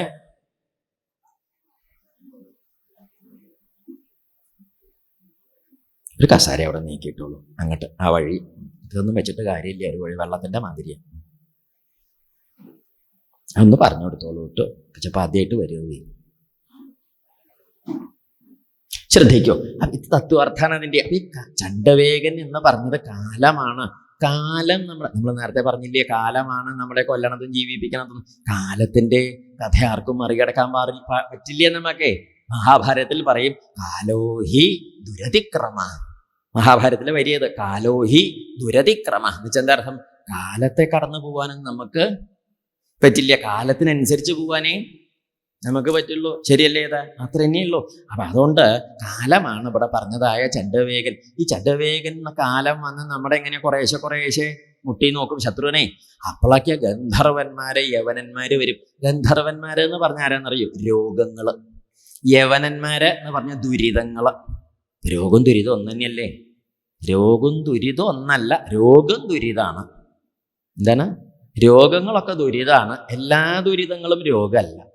ഇപ്പൊ വല്ല വയ്യായ വന്നു, വാദം വന്നോ, അല്ലെങ്കിൽ വേറെ വല്ലത് എണ്ണം വന്നോ, കിടപ്പിലായി, അത് രോഗമാണ്, ദുരിതമാണ്. വീണ് കാലൊടിഞ്ഞു, രോഗമാണോ ദുരിതമാണോ? വീണ് കാലൊടിയല്ല, ദുരിതാണ്. അപ്പൊ ദുരിതമായാലും രോഗമായാലും അനുഭവിക്കുന്നേ വഹിക്കും. ഇതാണ് യവനന്മാരെ ഗന്ധർവന്മാർ. എന്തെങ്കിലുമൊക്കെ ഉണ്ടാവും. ആ സമയമാകുമ്പോൾ എന്തെങ്കിലുമൊക്കെ വരും. പണ്ടൊക്കെ അങ്ങനെ ഓടിച്ചാടി പാഞ്ഞ് നടന്നു കുറെ കഴിയുമ്പോൾ പിന്നെയൊക്കെ എങ്ങനെയാണല്ലേ? അതാണ് ഈ രോഗങ്ങളും ദുരിതങ്ങളും വന്ന് അങ്ങോട്ട് തകർക്കും. ഒടുക്ക എന്താ ഉണ്ടാവണമെന്ന് ചോദിച്ചാൽ എല്ലാവരും കൂടി വന്ന് ഏതാണ്ട് അങ്ങോട്ട് തകർത്ത് തരിപ്പണാക്കുമ്പോഴാണ് ചണ്ഡവേഗൻ തുടങ്ങി ഗന്ധർവന്മാരെ യവന്മാര് ഈ കോട്ട നശിപ്പിക്കുമ്പോഴാണ് അവസാനത്തെ ശത്രു വരും, യവനേശ്വരൻ. ഈ യവനേശ്വരൻ എന്ന് പറഞ്ഞ ശത്രു വരാനറിയോ? അതാണ് മരണം. യവനേശ്വരൻ മരണം വന്ന് പിടിച്ചു കെട്ടി കൊണ്ടുപോയി കാരാഗ്രഹത്തിലിട്ട് മർദ്ദിക്കണമെന്ന് പറഞ്ഞില്ലേ? ആ മർദ്ദിക്കണ സമയത്ത് മരിക്കുമ്പോൾ എന്ത് പേര്? നമ്മൾ ഏതെങ്കിലും സ്ത്രീയുടെയോ പുരുഷന്റെയോ പേര് പറയും. അതിനനുസരിച്ച് അടുത്ത ജന്മം സ്ത്രീ ആയിട്ടോ പുരുഷനായിട്ടോ ജനിക്കും. ഇതാണ് ഉണ്ടാവണത്. അങ്ങനെ സ്ത്രീ ആയിട്ടോ പുരുഷനായിട്ടോ ജനിച്ചു മരിച്ചും വീണ്ടും വേറൊരു കണ്ടില്ലേ? അടുത്ത ജന്മം വേറൊരു മട്ടായിട്ട്. അപ്പോഴൊക്കെ നമ്മൾ എന്ത് ചെയ്യും? മറന്ന് പോവും. ആരെ മറക്കും? നമ്മുടെ പണ്ടൊരു സുഹൃത്ത് ഉണ്ടായിരുന്നു കൂടെ, ഓർമ്മയുണ്ടോ? ആ സുഹൃത്തിനെ ഉപേക്ഷിച്ചു എന്നും പറഞ്ഞു. ആരാ ഈ സുഹൃത്ത്? ആ സുഹൃത്താണ് വന്നിട്ട് ചോദിച്ചത്. എന്താ ചോദിച്ചത്? എന്നെ ഓർമ്മയുണ്ടോ? ഞാൻ ആരാന്ന് അങ്ങേക്ക് ഓർമ്മയുണ്ടോ? നമ്മൾ രണ്ടുപേരും മാനസ സരസിലെ ഹംസങ്ങളായിരുന്നു എന്നൊക്കെ പറഞ്ഞത് ഓർമ്മയില്ലേ? ആരാ ഈ പറയണ സുഹൃത്ത്? ആ സുഹൃത്താണ് ഈശ്വരൻ എന്നാ പറയുക. മനസ്സിലായില്ലേ? അങ്ങനെ എന്തുണ്ടാവണു? ഇവര് രണ്ടുപേരും കൂടി കാലയവനിലെ എല്ലാവരും കൂടി ചേർന്ന് മരണം വന്ന് കൊണ്ടുപോയി അടുത്ത ശരീരത്തിലേക്ക് പ്രവേശിച്ച് വീണ്ടും അടുത്ത ശരീരത്തിലേക്ക് പ്രവേശിച്ച്. അതിനൊരു ഉപമ ഭാഗവതത്തിൽ പറയും. എങ്ങനെയെന്നറിയോ? ക്ഷുൽപരീതോ യഥാദീന സാരമേയോ ഗൃഹം ചരൻ വിന്ദതിയദ്ദിഷ്ടം ദണ്ഡമോദനമേവ വാ. എന്താർത്ഥം? ക്ഷുൽപരീതോ യഥാദീന. ഇവിടെ വിശന്ന് തളർന്ന നായ, എന്നല്ലേ? ആ വിഷമിച്ച നായ ഒരു വീട്ടിലേക്ക് അങ്ങോട്ട് കയറി ചെന്നു. അപ്പൊ അവിടുന്ന് നല്ലോണം വയറ് നിറയെ കുറച്ച് ഓറോ ആഹാരമൊക്കെ കൊടുത്തു വയറ് നിറച്ചുണ്ടു, സന്തോഷമായി പോന്നു. പിന്നെ ഒരു ദിവസം ഇങ്ങനെ വിശന്ന് തളർന്ന് കലശലായി വിഷമിച്ച സമയത്ത് എന്ത് ചെയ്തു, ഒരു ദിക്കിലേക്ക് കയറി ചെന്നു. അവിടെ ചെന്നപ്പം അവിടെ നിന്ന് എന്തുണ്ടായി വെച്ചാൽ ചോറൊന്നും കൊടുത്തില്ല എന്ന് മാത്രമല്ല, ഒരു വടിയോണ്ട് ഒരു തല്ലും കൊടുത്തു. അടി കെട്ടി കഷ്ടത്തിലായി വേദനിച്ച് വിഷമിച്ചത് അവിടെ നിന്ന് പോന്നു. പിന്നെ കുറെ കാലം കഴിഞ്ഞപ്പോൾ വിശന്ന് തളർന്ന് വേറൊരു ദിക്കിലേക്ക് ചെന്നു. അവിടെ ചെന്നപ്പം അവിടെ എന്താ കഥ ചോദിച്ചാൽ, അവിടെ ചെന്നപ്പോൾ ചോറൊക്കെ നല്ലോണം ആഹാരം വയറ് നിറച്ച് കിട്ടി. പോരണ നേരത്ത് ഒരു വടിയോണ്ട് ഒരു ഊരക്കൊരു തല്ലും കിട്ടി, ഊരിയും മുറിഞ്ഞു. അതെന്താണെന്ന് വെച്ചാൽ തല്ലിയതെന്ന് വെച്ചാൽ നാളെ വരാണ്ടിരിക്കാനാണ്. ആലോചിച്ച് നോക്കൂ. ഇപ്പൊ ചില ദിക്കില് സുഖം, ചില ദിക്കില് ദുഃഖം, ചില ദിക്കില് സുഖവും ദുഃഖം കൂടി ഇങ്ങനെ മാറി മാറി ഓരോരോ ശരീരങ്ങൾ കയറി ഇറങ്ങി സഞ്ചരിക്കുകയാണ് ആര് ചെയ്യണത്? ഈ ജീവൻ ചെയ്യണത്. അങ്ങനെ പോകുന്ന ജീവനെയാണ് എന്ത് പറഞ്ഞത് ഇവിടെ ഈ പറയണതായ ഈ പുരഞ്ജനൻ. അപ്പൊ ആ പുരഞ്ജനൻ എന്താണ്ടായത്? അവസാനം ആ സുഹൃത്ത് എന്ന് പറഞ്ഞ് ഈശ്വരൻ വന്ന് പറഞ്ഞില്ലേ, നമ്മൾ തമ്മില് ഭേദല്യ എന്ന് പറഞ്ഞു. ഭേദല്യ അർത്ഥം എന്താണ്? മാനസ സരസിലെ ഹംസ വേദത്തിലൊരു മന്ത്രമാണ്. അതിലൊരു കഥ, ഒരു ഉപാഖ്യ, ഒരു രൂപകം പറയും. ഒരു മരത്തിന്റെ മുകളിൽ രണ്ട് പക്ഷികൾ ഇരിക്കണോ, ഒരു പക്ഷി ആ പഴം ഇങ്ങനെ കഴിക്കണു, മറ്റേ പക്ഷി ഇത് നോക്കിയിരിക്കണോ എന്നൊരു ഒരു ഉപമാപ്രയോഗം ഉണ്ട് അവിടെ വേദത്തിലുണ്ട്. മന്ത്രം ചൊല്ലിയാൽ മനസ്സിലാവില്ല. ഇങ്ങനെ ഒരു രൂപകം ഉണ്ട്. എന്താപ്പാ പറഞ്ഞതിന്റെ അർത്ഥം? പക്ഷിച്ചാല് ആ പഴം കഴിക്കണ പക്ഷിയാണ് ജീവാത്മാവ്. ജീവാത്മാവാണല്ലോ ലോകത്തിൽ ഭോഗം അനുഭവിക്കണത്.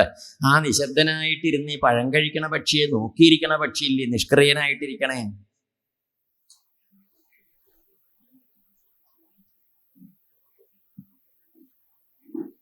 ആ നിഷ്ക്രിയനായ പക്ഷിയാണ് പരമാത്മാവ്. അതാണ് ഭഗവാൻ, ഈശ്വരൻ എന്നൊക്കെ നമ്മൾ പറഞ്ഞില്ലേ. അപ്പൊ അതുകൊണ്ട് നമ്മൾ രണ്ടുപേരും മാനസ സരസിലെ രണ്ട് ഹംസങ്ങളായിരുന്നു എന്ന് പറഞ്ഞാൽ ഇതാണ് ആ കഥ. രണ്ട് പക്ഷികൾ. ഹംസം അവിടെ ഹംസം എന്നാ പറഞ്ഞത്, മറ്റേതെങ്കിലും രണ്ട് പക്ഷിന്നേ പറഞ്ഞുള്ളൂ. അതിലൊന്ന് ജീവാത്മാവാണ്, ഒന്ന് പരമാത്മാവാണ്. ഈ പരമാത്മാവായ ഭഗവാനാണ് അടുത്തേക്ക് വന്നിട്ട് നമ്മൾ തമ്മിൽ ഭേദല്യാന്ന്. വാസ്തവം പറഞ്ഞാൽ ജീവാത്മാവും പരമാത്മാവും തമ്മിൽ ഭേദല്യേ. ശരീരത്തിന്റെ ബാധ്യതയിൽ ഇരിക്കുമ്പോഴാണ് നമ്മൾ ജീവനാണെന്നുള്ള തോന്നലുണ്ടാവണത്. ആ ജീവ ബ്രഹ്മ ഐക്യം അങ്ങോട്ട് വരുമ്പോഴേക്ക് എന്തുണ്ടാവും? അതിന്റെ പേരാണ് എന്ത്? മുക്തി. അതാണ് എന്തുണ്ടായത്? നമ്മുടെ ഈ വൈദർഭിക്ക് ഇത് കേട്ടപ്പോൾ മുക്തി ഉണ്ടായി എന്ന കഥയിൽ പറഞ്ഞില്ലേ. എന്താർത്ഥം? ജീവബ്രഹ്മ ഐക്യബോധം ഉള്ളിൽ പ്രകാശിച്ചാൽ അതോടെ എന്ത് വന്നു? മുക്തി ഉണ്ടായി. അതാണ് മുക്തി. ഈ രൂപകാണ് ആർക്ക് പറഞ്ഞു കൊടുത്തത്? ഈ പ്രാചീന ബർഹിസിന്. പ്രാചീന ബർഹിസ് ഇത് കേട്ടു കർമ്മഠനായിട്ട് ഇരുന്നിട്ട് പോലും അദ്ദേഹത്തിന് അതുകൊണ്ട് നന്മയുണ്ടായി എന്ന് പറയും. ഈ പ്രാചീന ബർഹിസിന് ശതദ്രുതി എന്ന് പേരായ ഭാര്യയിൽ ഒരേ രൂപത്തിൽ ഒരേ ഭാവത്തിൽ 10 പുത്രന്മാരുണ്ടായി എന്ന് പറഞ്ഞില്ലേ. ആ പ്രചേതസ്സുകൾ 10 പേര് സമുദ്രാന്തർഭാഗത്ത് തപസ് ചെയ്യുമ്പം അവര് ആ തപസ്സിന്റെ മഹിമയില് ഭഗവാനെ പ്രത്യക്ഷപ്പെടുത്തി വരമൊക്കെ വാങ്ങി. അങ്ങനെ വൃക്ഷപുത്രിയായ മഹർഷിയെ വിവാഹം ചെയ്തു. ആ മഹർഷിയില് അവർക്കൊരു പുത്രൻ ഉണ്ടായി. ആ പുത്രനാണ് ദക്ഷൻ എന്ന് പറയും. ആ ദക്ഷന്റെ കഥ പറഞ്ഞു കൊടുത്തു. ഈ ദക്ഷന്റെ ചരിത്രം ഇനി നാളെ അതിന്റെ ശേഷിച്ച ഭാഗം പറയും. ഈ ദക്ഷനെ രാജ്യമൊക്കെ കൊടുത്ത് അനുഗ്രഹിച്ചിട്ട് പ്രചേതസ്സുകൾ 10 പേരും കൂടി ചേർന്ന് എന്താ ചെയ്തു വെച്ചാല് അവര് കാട്ടിലേക്ക് പോയി തപസ് ചെയ്തു. ഭഗവാനെ ഭജിച്ച് പ്രത്യക്ഷാക്കിയിട്ട് അവര് വൈകുണ്ഠത്തിലേക്ക് പോവുകയും ചെയ്തു. ഇതാണ് നാരദ മഹർഷി പ്രചേതസ്സുകളുടെ സഭയിൽ വീണ മീട്ടിപ്പാടി എന്ന് പറഞ്ഞപ്പം ആ പ്രചേതസ്സുകൾ ആരാന്നൊരു ചോദ്യം പണ്ട് ചോദിച്ചു. ധ്രുവന്റെ കഥ പറഞ്ഞു നിർത്തിയപ്പോൾ അതിന്റെ ഉത്തരമാണ് പറഞ്ഞത്. അപ്പൊ ഈ ഉത്താനപാദൻ എന്ന് പറഞ്ഞ പുത്രന്റെ കഥ പൂർണ്ണമായിട്ട് പറഞ്ഞു.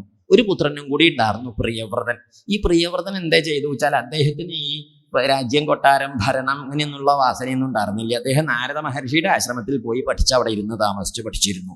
കൊട്ടാരത്തേക്ക് വന്നില്ല. പഴയ കാലത്ത് പഠിപ്പ് കഴിഞ്ഞ് പൂർത്തിയായാൽ ഗുരുനാഥന് ദക്ഷിണ കൊടുത്ത് നമസ്കരിച്ചിട്ട് ആചാര്യായ പ്രിയം ധനമാഹൃത്യ പ്രജാതന്തും മാ വിവച്ഛേത്സീഹി എന്നാണ് വേദത്തിലെ മന്ത്രം.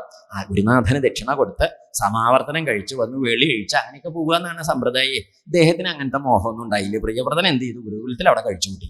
അച്ഛൻ ഒരു ദിവസം ഗുരുകുലത്തിൽ ചെന്ന് ചോദിച്ചു, ഉണ്ണി എന്താ ഇവിടെ എങ്ങനെ കഴിയുന്നത്? കൊട്ടാരത്തേക്ക് വരണ്ടേ, രാജ്യം ഭരിക്കണ്ടേ, വെളി കഴിക്കണ്ടേ എന്നൊക്കെ ചോദിച്ചു. ഉണ്ണി പറഞ്ഞു, കൊട്ടാരത്തേക്കൊക്കെ വന്ന് വെളി കഴിച്ച് അങ്ങനെയൊക്കെ പുറപ്പെട്ടു, അതൊക്കെ ബന്ധനാണ്. ഞാൻ ഇവിടെ ഇങ്ങോട്ട് കഴിച്ചു കൂട്ടുക. ഇവിടെ ആകുമ്പോൾ ഗുരുനാഥനെ സേവിച്ച് നൈഷ്ഠിക ബ്രഹ്മചാരിയായിട്ട് കഴിയണം ഭേദം. ആര് പറഞ്ഞു? ഈ കുമാരൻ. എത്ര പറഞ്ഞിട്ട് ആര് പോകുന്നില്ല, പുത്രൻ പോകുന്നില്ല. ഇനി എന്ത് ചെയ്യും? ഒടുക്കം ബ്രഹ്മാവിനെ കൊണ്ടൊന്ന് പറയിക്കാൻ നിരീക്ഷ ബ്രഹ്മദേവനെ പറഞ്ഞയച്ചു. ബ്രഹ്മദേവൻ ചെന്ന് കുറെ പറഞ്ഞു, അതൊന്നും ഉണ്ണി കേട്ടില്ല. ഒടുക്കം ബ്രഹ്മദേവൻ പറഞ്ഞു, കുമാര ഈ കാട്ടിലിരുന്ന ഗുരുനാഥനെയും ഭജിച്ചവിടെ ഇരിക്കാൻ എളുപ്പമാണ്. എന്താ കാരണം? കാട്ടിൽ നമ്മുടെ ഇന്ദ്രിയങ്ങളെ പിടിച്ച് വലിച്ചു കൊണ്ടുപോകാനും വിഷയത്തിലേക്ക് എത്തിക്കാനൊന്നും വിഷയങ്ങളൊന്നുമില്ല കാട്ടിൽ ഈ പാമ്പിനെയും ആനയും പന്നിയും കരടിയൊക്കെ കാണുമ്പോൾ നമുക്ക് ഈശ്വര വിചാരം അല്ലാതെ പിന്നെ വേറെ വല്ല വിചാരം ഉണ്ടാവുമോ? കാട്ടിൽ ഈശ്വര വിചാരം ഉണ്ടാക്കാൻ എളുപ്പമാണ്. കാറ്റില്ലാത്ത സമയത്ത് മരത്തിന്റെ കമ്പളകുന്നില്ല എന്ന് പറഞ്ഞാൽ വലിയ കേമത്തരൊന്നും ഇല്ല. കാറ്റില്ലല്ലോ. കാറ്റുണ്ടാവുമ്പോൾ ഇളകണില്ലെങ്കിൽ അതൊരു മഹിമയല്ലേ? അർത്ഥം അനുകൂല സാഹചര്യത്തിൽ മനസ്സ് അടങ്ങിയിരിക്കുന്നുണ്ടെങ്കിൽ അതല്ല വിശേഷം, പ്രതികൂല സാഹചര്യത്തിൽ അടങ്ങിയിരിക്കുന്നുണ്ടെങ്കിൽ അതല്ലേ വിശേഷം ചോദിച്ചു. അപ്പൊ മൈതാനത്തിൽ കൂടി കാർ ഓടിക്കാൻ എന്തേ വേണ്ടു? കാർ ഓടിക്കാൻ ഒരു പഴയ കാറും വേണം, കുറച്ച് വിവരക്കേടും വേണം. അത്രയേ ഉള്ളൂ. കാറിൽ അങ്ങോട്ട് കയറിയിരിക്കുക, അങ്ങോട്ട് ഓടിക്കുക, അത്ര തന്നെ വിടും. നിർത്തിയൊന്നും വേണ്ട. അപ്പുറത്ത് മതിലുള്ളതുകൊണ്ട് അത് നിന്നോളൂ. അവനവൻ്റെ പല്ലിൻ്റെ കാര്യമല്ലേ, അത് നോക്കിയാൽ. അർത്ഥം അവിടെ എങ്ങനെ വേണമെങ്കിലും ഓടിക്കുക, ആരുമില്ല, നല്ല വിസ്താരം ഉണ്ട്, അങ്ങടും ഇങ്ങടും ഒക്കെ പരക്കം പാങ്ങി ഓടിക്കുക, കുത്തി മറിഞ്ഞു മുട്ടി ചാടി കുഴങ്ങി ഒന്നുമില്ലേ. അങ്ങനെയല്ലല്ലോ. നാലും കൂടിയ റോഡിൻ്റെ നടക്കെ കൂടി നമ്മൾ വണ്ടി ഓടിച്ചു പോകുന്ന സമയത്ത് പല ജാതി വിഷമങ്ങളുണ്ട്. പല വാഹനങ്ങളുണ്ടാവും, ആളുണ്ടാവും, വണ്ടികൾ ചെറുതും വലുതും ഉണ്ടാവും. കണ്ണ് കാണാത്തവരും കാണണവരും, കുട്ടികളും മുതിർന്നവരും പ്രായമുള്ളവരും ധൃതിയുള്ളവരും ധൃതിയില്ലാത്തവരും, പല സമ്പ്രദായക്കാരുടെ ഇടയിൽ കൂടി കൂട്ടിത്തൊടാണ്ട കൊണ്ടുകൊണ്ടേ വാഹനം. അതല്ലേ മിടുക്കുക ചോദിച്ചു. അതിന് മറുപടി പറയാൻ ആർക്കുണ്ടായില്ല. പ്രിയവ്രതൻ ഒടുക്കം എന്ത് ചെയ്തു? ശരി, എന്നാ അങ്ങനെ ആവട്ടെ എന്നും പറഞ്ഞ് ആ വർത്തമാനം കേട്ട് ബ്രഹ്മദേവന്റെ ഭാഷ കേട്ട് എങ്ങോട്ട് പോന്നു? കൊട്ടാരത്തേക്ക് പോന്നു. കൊട്ടാരത്തേക്ക് പോന്നപ്പോഴേക്ക് തന്നെ ഈ പ്രിയവ്രതൻ കൊട്ടാരത്തിൽ എത്തിയപ്പോഴേക്ക് അദ്ദേഹത്തെ എന്തേ ചെയ്തു വെച്ചാൽ, അച്ഛൻ അല്ലേ ഈ പ്രിയവ്രതനെ നല്ലോണം മനസ്സിരുത്തിയിട്ട് യുവരാജാവായിട്ട് വാഴിച്ചു എന്ന് മാത്രമല്ല, വിശ്വകർമാവിന്റെ മകള് ബരിഹിഷ്മതി എന്ന് പറഞ്ഞ കുട്ടിയെ കൊണ്ട് വിവാഹം കഴിപ്പിച്ചു. ഇനിയിപ്പോൾ പോവില്ലല്ലോ എന്നും വിചാരിച്ച് അങ്ങനെ അവിടെ പിടിച്ച് കെട്ടിയിട്ടു. അങ്ങനെ തീരെ വേണ്ട എന്ന് വിചാരിച്ച ആളെ വിവാഹമായി, രാജ്യമായി, കൊട്ടാരത്തിൽ കഴിയും. അങ്ങനെ കുറെ കാലം കഴിഞ്ഞു. അദ്ദേഹത്തിനാണെങ്കിൽ അഗ്നിധരൻ യജ്ഞബാഹു കൃതപൃഷ്ഠൻ സവനൻ മേധാതിഥി എന്നൊക്കെ പറഞ്ഞ് കുറെ പുത്രന്മാർ 8-9 പേരുണ്ടായി. സർവ്വയേവ അഗ്നി നാമാന, എല്ലാവരുടെയും പേര് അഗ്നിയുടെ പേരാണെന്നാ പറഞ്ഞത്. അങ്ങനെ ഇവർ 8-9 പുത്രന്മാരൊക്കെ ആയിട്ട് ഇരിക്കുന്ന കാലത്ത് കഴിഞ്ഞു കൂടുന്ന സമയത്ത് എന്തുണ്ടായെന്നാണെങ്കിൽ, ഇദ്ദേഹം ഈ കുറെ കാലം കഴിച്ചു കൂട്ടി. അദ്ദേഹത്തിന്റെ മഹിമകളൊക്കെ കുറെ കേമായിട്ടൊക്കെ പറയും. പ്രിയവ്രതൻ എന്തേ ചെയ്തു വെച്ചാൽ, ഈ സൂര്യൻ ഒരു ഭാഗത്ത് ഉദിച്ചാൽ മറ്റേ ഭാഗത്ത് ഇരുട്ടാണ്, ഈ ഭാഗത്ത് ഉദിക്കുമ്പോൾ മറ്റേ ഭാഗത്ത് ഇരുട്ടാണ്, ഒരു ഭാഗം എന്നും ഇരുട്ടിൽ മൂടിയിരിക്കണമെന്ന് കണ്ടപ്പം ഈ പ്രിയവ്രതൻ എന്തേ ചെയ്തു വെച്ചാൽ, അദ്ദേഹം വിചാരിച്ചു അങ്ങനെ പറ്റില്ല, എന്ത് വേണം, സമ്പൂർണ്ണമായിട്ട് വെളിച്ചമുണ്ടാവണം എന്ന് കണക്കാക്കിയിട്ട് അദ്ദേഹം തേരിൽ കയറി സൂര്യന്റെ നേരെ ഭൂമിക്ക് ചുറ്റും 7 തവണ സഞ്ചരിച്ചു എന്ന് പറയും. അങ്ങനെ അദ്ദേഹം സഞ്ചരിച്ച് ആ തേരിൽ കയറി സഞ്ചരിക്കുന്ന സമയത്ത് ഇദ്ദേഹത്തിന്റെ തേരിന്റെ ചക്രം ഭൂമിയിൽ പതിഞ്ഞിട്ടുണ്ടായ കുഴിയിൽ വെള്ളം നിന്നിട്ടാണ് അത്രേ സമുദ്രം ഉണ്ടായത് എന്നൊക്കെ പറയും. ഇതൊന്നും കേട്ട് പേടിക്കൊന്നും വേണ്ട, കഥ പറഞ്ഞു എന്നേ ഉള്ളൂ. കഥയിൽ മനസ്സിലാക്കേണ്ടത് എന്താണെന്നറിയൂ, ഇദ്ദേഹം സാമാന്യത്തിൽ കവിഞ്ഞ പ്രവൃത്തി ചെയ്ത ആളാണ്. എന്നുവെച്ചാൽ എന്താ അർത്ഥം? സാധാരണക്കാർ ചെയ്യുമ്പോൾ ലോകത്തിൽ സർവത്ര വെളിച്ചുണ്ടാവണം നിരീച്ച് ഉത്സാഹിച്ചു എന്ന് പറഞ്ഞാൽ അർത്ഥം എന്താ? ലോകത്തിൽ സർവത്ര നന്മയുടെ വെളിച്ചുണ്ടാവണം എന്ന് കലശലായിട്ട് അധ്വാനം ചെയ്ത് അതിന് വേണ്ടി ഉത്സാഹം ചെയ്ത ആളാണെന്നാ പറഞ്ഞത്. ഈ പ്രിയവ്രതൻ ഈ വിധത്തിൽ ഇങ്ങനെ കഴിച്ചു കൂട്ടുന്ന സമയത്ത് അദ്ദേഹം മഹാകേമനായിട്ട് കഴിയുമ്പം അക്കാലത്ത് ഇദ്ദേഹം വേറെ ഒരുത്തിയും കൂടി വിവാഹം ചെയ്തു എന്ന് പറയും. അന്യസ്യാമപി ജായായാം ത്രയഃപുത്ര ആസൻ ഉത്തമസ്താമസോ രൈവത ഇതി മന്വന്തരാധിപതയ എന്ന് പറയും. ഇദ്ദേഹം വേറെ ഒരു സ്ത്രീയും കൂടി, ആ സ്ത്രീയുടെ പേര് പറഞ്ഞിട്ടില്ല. അന്യസ്യാമപി ജായായാം, വേറെ ഒരുത്തിനെ പറഞ്ഞിട്ട് പേര് പറഞ്ഞിട്ടില്ല. ആ വേറെ ഒരുത്തിയെ വിവാഹം ചെയ്തതിലുണ്ടായി ത്രയഃപുത്രാഹ, 3 പുത്രന്മാരുണ്ടായി. ഉത്തമൻ, താമസൻ, രൈവതൻ എന്ന് പറയും 3 പേര്. ഈ 3 പേര് മന്വന്തരാധിപതയ, ഓരോരോ മന്വന്തരത്തിന്റെ അധിപതിമാരായിട്ട് തീർന്നു എന്നും പറയും. അവരുടെ ചരിത്രം നമുക്ക് വേറെ കറക്കാണ്ട് ഈ മന്വന്തരം പറയുമ്പം ഇവരൊക്കെ അതിൽ വരും. ഈ 3 പേര് എങ്ങനെയാണ് ഉണ്ടായത് പറയും. ഇപ്പൊ മന്വന്തരത്തിന്റെ കഥ പറയും. ഇദ്ദേഹം 3 പുത്രന്മാര് മനുക്കളായിട്ട് തീർന്നു. അങ്ങനെ ഒരു വിവാഹം ഉണ്ടായി എന്ന് പറഞ്ഞു. ഇവിടെ ഒരു കാര്യം ചിന്തിക്കണം. പഞ്ചമസ്കന്ധമാണ് നമ്മൾ അർത്ഥം പറയുന്നത്. ശ്രദ്ധിച്ചു കേൾക്കും. ഈ പഞ്ചമസ്കന്ധം എന്ന് പറയുന്നത് പെട്ടുപോയവരുടെ കഥയാണ്. എന്ത് കഥ? പെട്ടുപോയവരുടെ കഥയാണ്. അപ്പൊ പെട്ടുപോയവരുടെ കഥ തന്നെയല്ലേ ഇപ്പൊ നമ്മുടെയും കഥ അല്ലേ? അപ്പൊ അത് പറഞ്ഞാൽ പോരെ? എന്നാല് പോരാ. എന്താ കാരണം ചോദിച്ചാൽ, പെട്ടുപോയവരുടെ കഥയാണ് ഇത് ഈ പഞ്ചമസ്കന്ധത്തിലെ. അപ്പോ ഈ പെട്ടുപോയവര് എന്തേ ചെയ്തു വെച്ചാല്, ഇവര് ഇപ്പൊ പഞ്ചമസ്കന്ധത്തിന്റെ പറഞ്ഞില്ലേ, അപ്പൊ ഇവര് ഈ 5ാമത്തെ സ്കന്ധം എന്ന് പറയുന്നത് ഇവിടെ ഇപ്പം ഈ വിഷയം നമ്മളും പെട്ടുപോയവരാശാലും ഇവരെ പറയണവരുടെ കഥ പെട്ടുപോയി എന്ന് മാത്രമല്ല, രക്ഷപ്പെട്ടവരുടെ കഥയും കൂടിയാണ്. ഇതിപ്പോ എന്തിനാ ഇവിടെ പറയുന്നത്? നമ്മൾ പെട്ടിട്ടേലും രക്ഷപ്പെട്ടല്ലേ? അപ്പൊ നമ്മൾക്കും രക്ഷപ്പെടണമെങ്കിൽ എന്താണ് വിദ്യ എന്ന് കാണിക്കാനാണ് എന്ത് ചെയ്യണത്? ഈ പെട്ടുപോയവരുടെ കഥ പറഞ്ഞ് അവരെങ്ങനെ രക്ഷപ്പെട്ടു എന്നും കൂടി പറയണത്. ഇല്ലെങ്കിൽ നമ്മൾ ഇല്ലെങ്കിൽ നമ്മൾക്ക് പെട്ടുകിടക്കന്നെയാ പതിവ്. എന്താ കാരണം? രക്ഷപ്പെട്ടവരുടെ കഥ നമുക്ക് വലിയ താല്പര്യമൊന്നും ഇല്ല. ഈ ലോക വിഷയത്തിൽ കുത്തി മറിയാനല്ലേ ആളുകൾ ചാടിക്കതച്ച് പോണത്. അല്ലാതെ അതൊന്ന് രക്ഷപ്പെടാൻ മോഹിക്കണ ഒരു കഷ്ടിയല്ലേ ഉള്ളൂ. അത് ലോകത്തിന്റെ ഒരു സമ്പ്രദായമാണ്. ഈ കിണറ്റിൽ വീണ പൂച്ചയുടെ നായയുടെയൊക്കെ മാതിരിയാണ്. കിണറ്റിലേക്ക് നായയോ പൂച്ചയോ വീണ അതിന് എടുക്കാൻ പുറപ്പെട്ടാൽ അത് കയറി വരുമോ?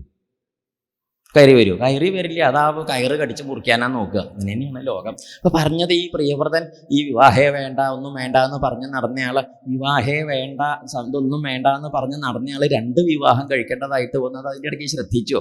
ലോക വിഷയങ്ങൾ ഇങ്ങനെയാ.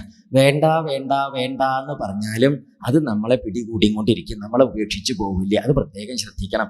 ഈ തൊട്ടാൽ നമ്മളെ ഈ പണ്ട് നടന്നു പോകുമ്പോൾ കാലിൻ്റെ ഇടയിൽ വെച്ച് ഈ സന്ധ്യാസമയത്ത് മുറ്റത്ത് ചാണകമായോ എന്നൊരു സംശയം. ചാണകം എന്താണെന്ന് മനസ്സിലാവില്ല. അപ്പൊ ചാണകമാണോ എന്നറിയാൻ വെറുതെ തൊട്ട് നോക്കി കയ്യുമ്പിലായി. അപ്പൊ ഇത് ചാണകം തന്നെയാണോ എന്ന് തീരുമാനാക്കാൻ മണത്ത് നോക്കിയപ്പോൾ മൂക്കുമ്പിലായി. അപ്പൊ പിന്നെ കൈകൊണ്ട് കുറച്ചപ്പോൾ ആ കയ്യുമ്പിലായി. അത് പിന്നെ ഇക്കൈയോട് കുറച്ചപ്പോൾ അവിടെയായി. ഇനിയിപ്പോൾ ഇത് എവിടെ ആവാനുള്ളത് എല്ലാ ദിക്കിലായി. ഇതുപോലെയാണ് നമ്മൾ വേണ്ട വേണ്ട എന്ന് വിചാരിച്ച് ലേശല്ലേ ഉള്ളൂ, കാലമ്പലല്ലേ ഉള്ളൂ എന്നൊക്കെ വിചാരിക്കും. അത് കാലമ്പലേ ഉള്ളൂ വെച്ചാലും പിന്നെ ദേഹം മുഴുവനെ ആവാനൊന്നൊരു വിഷമവും ഇല്ല. ശ്രദ്ധിക്കണം കേട്ടോ. നേരം പോക്കല്ല പറയുന്നത്, ഇരുന്ന് ചിന്തിച്ചോളൂ. ഉദാഹരണങ്ങൾ കേട്ട് ചിരിക്കുകയല്ല വേണ്ടത്, ചിന്തിക്കുക വേണ്ടത്. കുറച്ച് ചിന്തിക്കാണ്ട്. ഈ ലോക വിഷയങ്ങൾ അങ്ങനെയാണ്. വേണ്ട വേണ്ട എന്ന് പറഞ്ഞിട്ട് കാര്യമില്ല, പെടുകയല്ലേ. അതുകൊണ്ട് സൂക്ഷിച്ച് നോക്കി കണ്ട് വലിയ ആളാണെന്ന് പറഞ്ഞ് നടന്ന് അഭിമാനിക്കൊന്നും വേണ്ട. എപ്പോഴാ പെടുക, എവിടെയാ പെടുക എന്നൊന്നും നിശ്ചയില്ല. അതുകൊണ്ട് നല്ല ജാഗ്രത വേണമെന്നാ പറഞ്ഞത്. നമുക്ക് അങ്ങനെയല്ലേ, ഞാനൊന്നും എല്ലാം പെടുകയില്ല. അതുകൊണ്ട് നല്ല ജാഗ്രതയിൽ നടന്നോളൂ. പ്രിയവ്രതൻ, ഈ പ്രിയവ്രതന പുത്രന്മാര് കുറെ പേര്. അതിൽ മൂത്ത പുത്രൻ ആഗ്നീധ്രന് രാജ്യം കൊടുത്ത് അദ്ദേഹം തപസ് ചെയ്ത് വൈകുണ്ഠത്തേക്ക് പോയി. പ്രിയവ്രതന് ആഗ്നീധ്രൻ എന്തായിച്ച രാജാവായിട്ട് അങ്ങനെ വാണുകയമായിട്ടിരുന്നു. അക്കാലത്ത് ആഗ്നീധ്രൻ പൂർവ്വചിത്തി എന്ന് പറഞ്ഞൊരു അപ്സരസിനെ കണ്ടു. ഈ അപ്സരസിനെ കണ്ടപ്പോൾ അപ്സരസിന്റെ പാട്ടൊക്കെ കേട്ടിട്ട് അദ്ദേഹത്തിന് ഭ്രമം തോന്നിയിട്ട് അപ്സരസിന്റെ ഇതിൽ പെട്ടുപോയി. അങ്ങനെ ഉണ്ടായത്. അദ്ദേഹം അപ്സരസിന്റെ ഈ സംഗീതവും നൃത്തമൊക്കെ കണ്ടിട്ട് അതിൽ പെട്ടു. അങ്ങനെ ആ അപ്സരസിനെ പൂർവ്വചിത്തിയെ വിവാഹം ചെയ്തു. നോക്കൂ, ആരും പെട്ടു? ഈ ആഗ്നീധ്രനും പെട്ടു. ആഗ്നീധ്രൻ ഈ പൂർവ്വചിത്തിയിലാണ് പെട്ടത്. അങ്ങനെ കുറച്ചു കാലം കഴിഞ്ഞ് പൂർവ്വചിത്തി എന്ന് പറഞ്ഞ അപ്സരസില് അങ്ങനെ പുത്രന്മാരൊക്കെ ഉണ്ടായി. അതിനാണ് ഈ നാഭി എന്ന് പറഞ്ഞൊരു യോഗ്യ ഉണ്ടായി. ഈ നാഭി മിടുക്കനായിട്ട് വന്നപ്പോൾ അദ്ദേഹത്തിന് രാജ്യം കൊടുത്ത് അദ്ദേഹത്തെ അനുഗ്രഹിച്ച ഈ ആഗ്നീധ്രൻ അദ്ദേഹം പൂർവ്വചിത്തിയോട് കൂടി തപസ് ചെയ്ത് വൈകുണ്ഠത്തേക്ക് പോയി. പെട്ടുവെച്ചാലും രക്ഷപ്പെട്ടു. പിന്നെ നാഭി മഹാരാജാവാണ് ഉണ്ടായത്. നാഭി മഹാരാജാവായിട്ട് വാഴുന്ന കാലത്ത് അദ്ദേഹം മേരുദേവിയെ വിവാഹം ചെയ്തു. മേരുദേവിയിൽ അദ്ദേഹത്തിന് സന്താനം ഉണ്ടായില്ല. അപ്പൊ അദ്ദേഹം എന്ത് ചെയ്തു? സന്താനം ഉണ്ടാവണമെന്ന് മോഹിച്ച് തപസ് ചെയ്തു. ഇദ്ദേഹം പെട്ടത് പുത്രേഷണ എന്ന് പറഞ്ഞതിലാണ് പെട്ടത്. മറ്റവരൊക്കെ ദാരേഷണ, സ്ത്രീ വിഷയത്തിലാണ് മറ്റവര് പെട്ടത്. വെച്ചാൽ പുത്രമോഹത്തിലാണ് ആര് പെട്ടത്? ഈ നാഭി മഹാരാജ്. ഏതിലെങ്കിലായിട്ട് പെടുന്നാ പറഞ്ഞത്. ഈ പുത്രമോഹത്തിൽപ്പെട്ട നാഭി മഹാരാജാവ് പെട്ടിരിക്കുന്ന സമയത്ത് അദ്ദേഹം എന്താ ചെയ്തു? തപസ് ചെയ്തു. ഭഗവാൻ പ്രത്യക്ഷപ്പെട്ടു. ചോദിച്ചു, എന്താ എനിക്ക് വേണ്ടത് വരം? അപ്പം ഭഗവാനോട് പറഞ്ഞു, അങ്ങേ പോലെ ഒരു പുത്രൻ ഉണ്ടാവണമെന്നാണ് എനിക്ക് മോഹം എന്നും പറഞ്ഞു. അപ്പം ഭഗവാൻ പറഞ്ഞു, എന്നെ പോലെ ഞാനേ ഉള്ളൂ, അപ്പം അതുകൊണ്ട് ഞാൻ തന്നെ പുത്രനാവുകയോ വഹിക്കും എന്നും പറഞ്ഞു. അങ്ങനെ ഭഗവാൻ തന്നെ അദ്ദേഹത്തിന്റെ പുത്രനായിട്ട് വന്നു. ആ പുത്രനാണ് ഋഷഭദേവൻ എന്ന് പറയും, ഋഷഭാവതാരം. ഇനി ഋഷഭദേവൻ യോഗ്യനായിട്ടിരിക്കുന്ന കാലത്ത് അദ്ദേഹത്തിന് രാജ്യം കൊടുത്ത് അനുഗ്രഹിച്ചിട്ട് നാഭി മഹാരാജാവും മേരുദേവിയോട് കൂടിയിട്ട് വൈകുണ്ഠത്തിലേക്ക് തപസ് ചെയ്ത് അവർ പോവുകയും ചെയ്തു. ഈ ഋഷഭദേവൻ അദ്ദേഹം യോഗ്യനായിട്ട് രാജ്യം ഭരിച്ചിരിക്കുന്ന കാലത്ത് അദ്ദേഹത്തിന് ഇന്ദ്രദത്തയായ ജയന്തിയെ വിവാഹം ചെയ്തു. ഇന്ദ്രന്റെ മകള് ഇന്ദ്രപുത്രിയായ ജയന്തിയെ വിവാഹം ചെയ്തു. ആ ജയന്തിയിൽ ഈ അദ്ദേഹത്തിന്റെ പുത്രന്മാര് 100 പേരുണ്ടായി എന്ന് പറയും. ഈ 100 പേരിൽ മൂത്തയാളാണ് ഭരതൻ എന്ന് പറയുന്നു. ഭരതനെ ഋഷഭദേവന്റെ മൂത്ത പുത്രൻ ഭരതൻ എന്ന് പറയും. പിന്നീട് ഉണ്ടായ ഒരു 9 പേര് ഓരോരോ ദേശത്തെ അധിപതിമാരായിട്ട് തീർന്നു. ഓരോരോ വർഷങ്ങളിൽ അധിപതിമാരായിട്ട് രാജാക്കന്മാരായി എന്നർത്ഥം. പിന്നീട് ഒരു 9 പേര് അവർ യോഗീശ്വരന്മാരായിട്ടും തീർന്നു. അവരുടെ പേര് കവി, ഹരി, അന്തരിക്ഷൻ, പ്രബുദ്ധൻ, പിപ്പലായനൻ, ആവിർഹോത്രൻ, ദ്രുമിളൻ, ചമസൻ, കരഭാജനൻ എന്ന് പറഞ്ഞിട്ട് 9 പേര് അവർ യോഗീശ്വരന്മാരായി. ഈ 9 പേരുടെ കഥ ഏകാദശം തുടങ്ങുമ്പം ആ ഭാഗത്ത് നിമി നവയോഗി സംവാദം പറയുമ്പം ഈ യോഗീശ്വരന്മാരുടെ കഥ പറയും. ആ കൂട്ടത്തിൽ സ്മരിച്ചോളൂ. അങ്ങനെ അവരുടെ കഥ കഴിഞ്ഞു. പിന്നീട് 81 പേര് പുത്രന്മാര്. ഏകാശീതിർ ജായന്തേയാഹ പിതുരാദേശകരാഹ കർമ്മവിശുദ്ധാഹ യജ്ഞശീലാഹ മഹാശ്രോത്രിയാഹ ബ്രാഹ്മണാഹ ബഭൂവോ എന്നാ പറഞ്ഞത്. അവര് വലിയ കർമ്മശീലന്മാരായിട്ട് ഈ വേദജ്ഞന്മാരായിട്ട് അവരെന്ത് ചെയ്തു? അവരെല്ലാവരും ബ്രാഹ്മണരായിട്ട് തീർന്നു എന്നും പറയും. ഇങ്ങനെ ഒരു അച്ഛൻ്റെ അമ്മയുടെ മക്കളാണ് യോഗീശ്വരന്മാരും രാജാക്കന്മാരും ബ്രാഹ്മണരും ഒക്കെ ആയിട്ട് തീർന്ന സമ്പ്രദായം പറഞ്ഞു കൊടുത്തു. ഇങ്ങനെ ഈ പുത്രന്മാര് 100 പേരിരിക്കുന്ന സമയത്ത് പുത്രന്മാരെ എങ്ങനെ 100 എണ്ണം 500 എണ്ണം ഉണ്ടായിട്ട് കാര്യമില്ല. ഉള്ളത് ഒന്നായാലും നന്നാവില്ലേ വേണ്ടത്. പുത്രന്മാർക്കൊക്കെ നല്ല ഉപദേശങ്ങളൊക്കെ കൊടുത്ത് രാജാവ് അവരെയൊക്കെ ബോധ്യപ്പെടുത്തി. അങ്ങനെ അവരെ ബോധ്യപ്പെടുത്തി അനുഗ്രഹിച്ച് ഭരതന് രാജ്യം കൊടുത്ത് അനുഗ്രഹിച്ചിട്ട് മറ്റുള്ളവരെ ഭരതനെ അനുസരിച്ചോളൂ എന്ന് പറഞ്ഞ് ഉപദേശിച്ച് ഋഷഭദേവൻ സർവസംഘപരിത്യാഗിയായിട്ട് അദ്ദേഹം എന്ത് ചെയ്തു? പരമഹംസ യോഗീശ്വരന്മാരുടെ സമ്പ്രദായം രജോ ഗുണപ്രധാനികളായ ക്ഷത്രിയന്മാർക്ക് ബോധ്യപ്പെടുത്തി കൊടുക്കാനായിട്ട് എല്ലാം ഉപേക്ഷിച്ച് യോഗീശ്വരനായിട്ട് ലോകം മുഴുവൻ സഞ്ചരിച്ചു. അദ്ദേഹം ലോകം മുഴുവൻ സഞ്ചരിച്ച് കൊങ്കം, വെങ്കം, കുടക എന്നൊക്കെ പറഞ്ഞ ദേശത്ത് സഞ്ചരിച്ച് നടന്ന് കുറെ കാലം ആത്മാരാമനായിട്ട് നടന്നു. അക്കാലത്ത് കുടകദേശത്ത് ഒരു കുന്നിൻചെരുവിൽ കാട്ടുതീ ഉണ്ടായതിൽ ആ കാട്ടുതീയിൽ പ്രവേശിച്ച് ദേഹോപേക്ഷിച്ച് അദ്ദേഹം പോയി. ഇപ്പം ഭരതനാണ് രാജ്യം ഭരിക്കുന്നത്. ഈ ഭരതന്റെ രാജ്യഭാരം മഹാകയമായിട്ടാണ് ഉണ്ടായത്. അത് വിസ്തരിച്ചൊന്നും പറയേണ്ട, ഒരൊറ്റ കാര്യം കൊണ്ടൊന്നും മനസ്സിലാവും. ഈ ഭരതൻ എന്ന് പറഞ്ഞ മഹാത്മാവ് രാജ്യം ഭരിക്കുക കാരണത്താലാണ് ഈ നാടിന് ഭാരതം എന്ന പേരുണ്ടായത്. അതിൻ്റെ മുമ്പ് അതിൻ്റെ പേര് അജനാഭ വർഷം എന്നായിരുന്നു. ഒരു രാജാവിൻ്റെ ഭരണമഹിമ കൊണ്ട് രാജ്യത്തിൻ്റെ പേര് മാറുക വെച്ചാൽ രാജാവ് സാധാരണക്കാരനാവാൻ വയ്യല്ലോ, യോഗ്യനാണല്ലോ. പത്രയിലെ അദ്ദേഹത്തിന് മഹിമ ഇനി പറയണ്ടു, അത്രയ്ക്ക് കേമനായിരുന്നു. ഈ ഭരതൻ അദ്ദേഹത്തിന് പ്രായമായി എന്ന് തോന്നി മൂത്ത പുത്രൻ സുമതിക്ക് രാജ്യം കൊടുത്ത് അനുഗ്രഹിച്ച് കാട്ടിലേക്ക് പോകാൻ പുറപ്പെട്ടു. അദ്ദേഹത്തിന് കാട്ടിലേക്ക് പോകേണ്ട കാര്യമൊന്നുമില്ല. കൊട്ടാരത്തിൽ ഇരുന്നിട്ടൊക്കെ ചെയ്ത തേവാരങ്ങളൊക്കെ ഉണ്ട് അവിടെ, അതൊന്നും പോരാ. കാട്ടിലേക്ക് പോവുക നല്ലത്. കൊട്ടാരത്തിൽ ഇരുന്നാൽ ഞാൻ എൻ്റെ ഭാര്യ, എൻ്റെ മക്കള്, എൻ്റെ രാജ്യം, എൻ്റെ മന്ത്രി, എൻ്റെ എന്നൊരു തോന്നലുണ്ടാവും. ആ തോന്നലുണ്ടാവണ്ട. കാട്ടിലാണെങ്കിൽ അത് ഉണ്ടാവില്ലല്ലോ, മമത ഉണ്ടാവില്ല. അഹന്താ മമത വലിയ ബുദ്ധിമുട്ടല്ലേ. അത് ഉപേക്ഷിക്കാൻ അദ്ദേഹം കാട്ടിലേക്ക് പോയി. കാട്ടിൽ ചെന്ന പുലഹാശ്രമത്തിന്റെ സമീപത്ത് ഗണ്ഡകി നദിയുടെ കരയിൽ ഒരു ആശ്രമം കെട്ടി അവിടെ താമസിച്ചു. അങ്ങനെ അവിടെ കുളിയും ജപവും ഉപാസനയൊക്കെ ആയിട്ട് കഴിച്ചു കൂടുന്ന കാലത്ത് ഒരിക്കലൊരു ദിവസം ഒരു ഗർഭിണിയായിട്ടുള്ളൊരു മാൻ ആ പുഴയുടെ കരയിൽ വെള്ളം കുടിക്കാൻ വന്ന് അങ്ങനെ വെള്ളം കുടിക്കാൻ പുറപ്പെടുമ്പോഴാണ് രാജാവ് ആ മാനിനെ ഇങ്ങനെ നോക്കിയിരിക്കുമ്പം ഒരു സിംഹം, കടുവ, എന്തോ ഒരു ജന്തുവിന്റെ ശബ്ദം അലറല് കേട്ടു. ഈ മാനാണെച്ചാൽ പേടിച്ചിട്ടുള്ള ഈ മാൻ ഈ പുഴയുടെ അപ്പുറത്തേക്ക് ചാടിയതാണ്. ചാടിയപ്പോൾ അപ്പുറത്തേക്ക് എത്തിയില്ല എന്ന് മാത്രമല്ല, ആ ചാട്ടത്തിന്റെ വേവലാതിയിൽ ഈ മാൻ പ്രസവിച്ചു. ആ ശിശു ഉണ്ടല്ലോ, അത് ആ വെള്ളത്തിൽ വീണിങ്ങനെ ഒഴുകി പോവുക. മാനാണെങ്കിൽ പുഴയിലേക്ക് ചാടി വീണ് നീന്തി അപ്പുറത്തെ കരയിലേക്ക് ചെന്ന് ഓടി ഏതോ ഒരു ഗുഹയിൽ വീണ് ചത്തും പോയി. തള്ള മാൻ ചത്തുപോയി. ഈ കുട്ടി ആ വെള്ളത്തിൽ കൂടി ഒഴുകി പോവുകയാണ്. ഒഴുകി പോണ ഈ മാൻകിടാവിനെ കണ്ട് സങ്കടം തോന്നിയ രാജാവ് അതിനെ പിടിച്ചെടുത്ത് കൊണ്ടുവന്ന് തുടച്ച് വെടുപ്പാക്കി ശുദ്ധമായിട്ട് കൊണ്ടുവന്നു.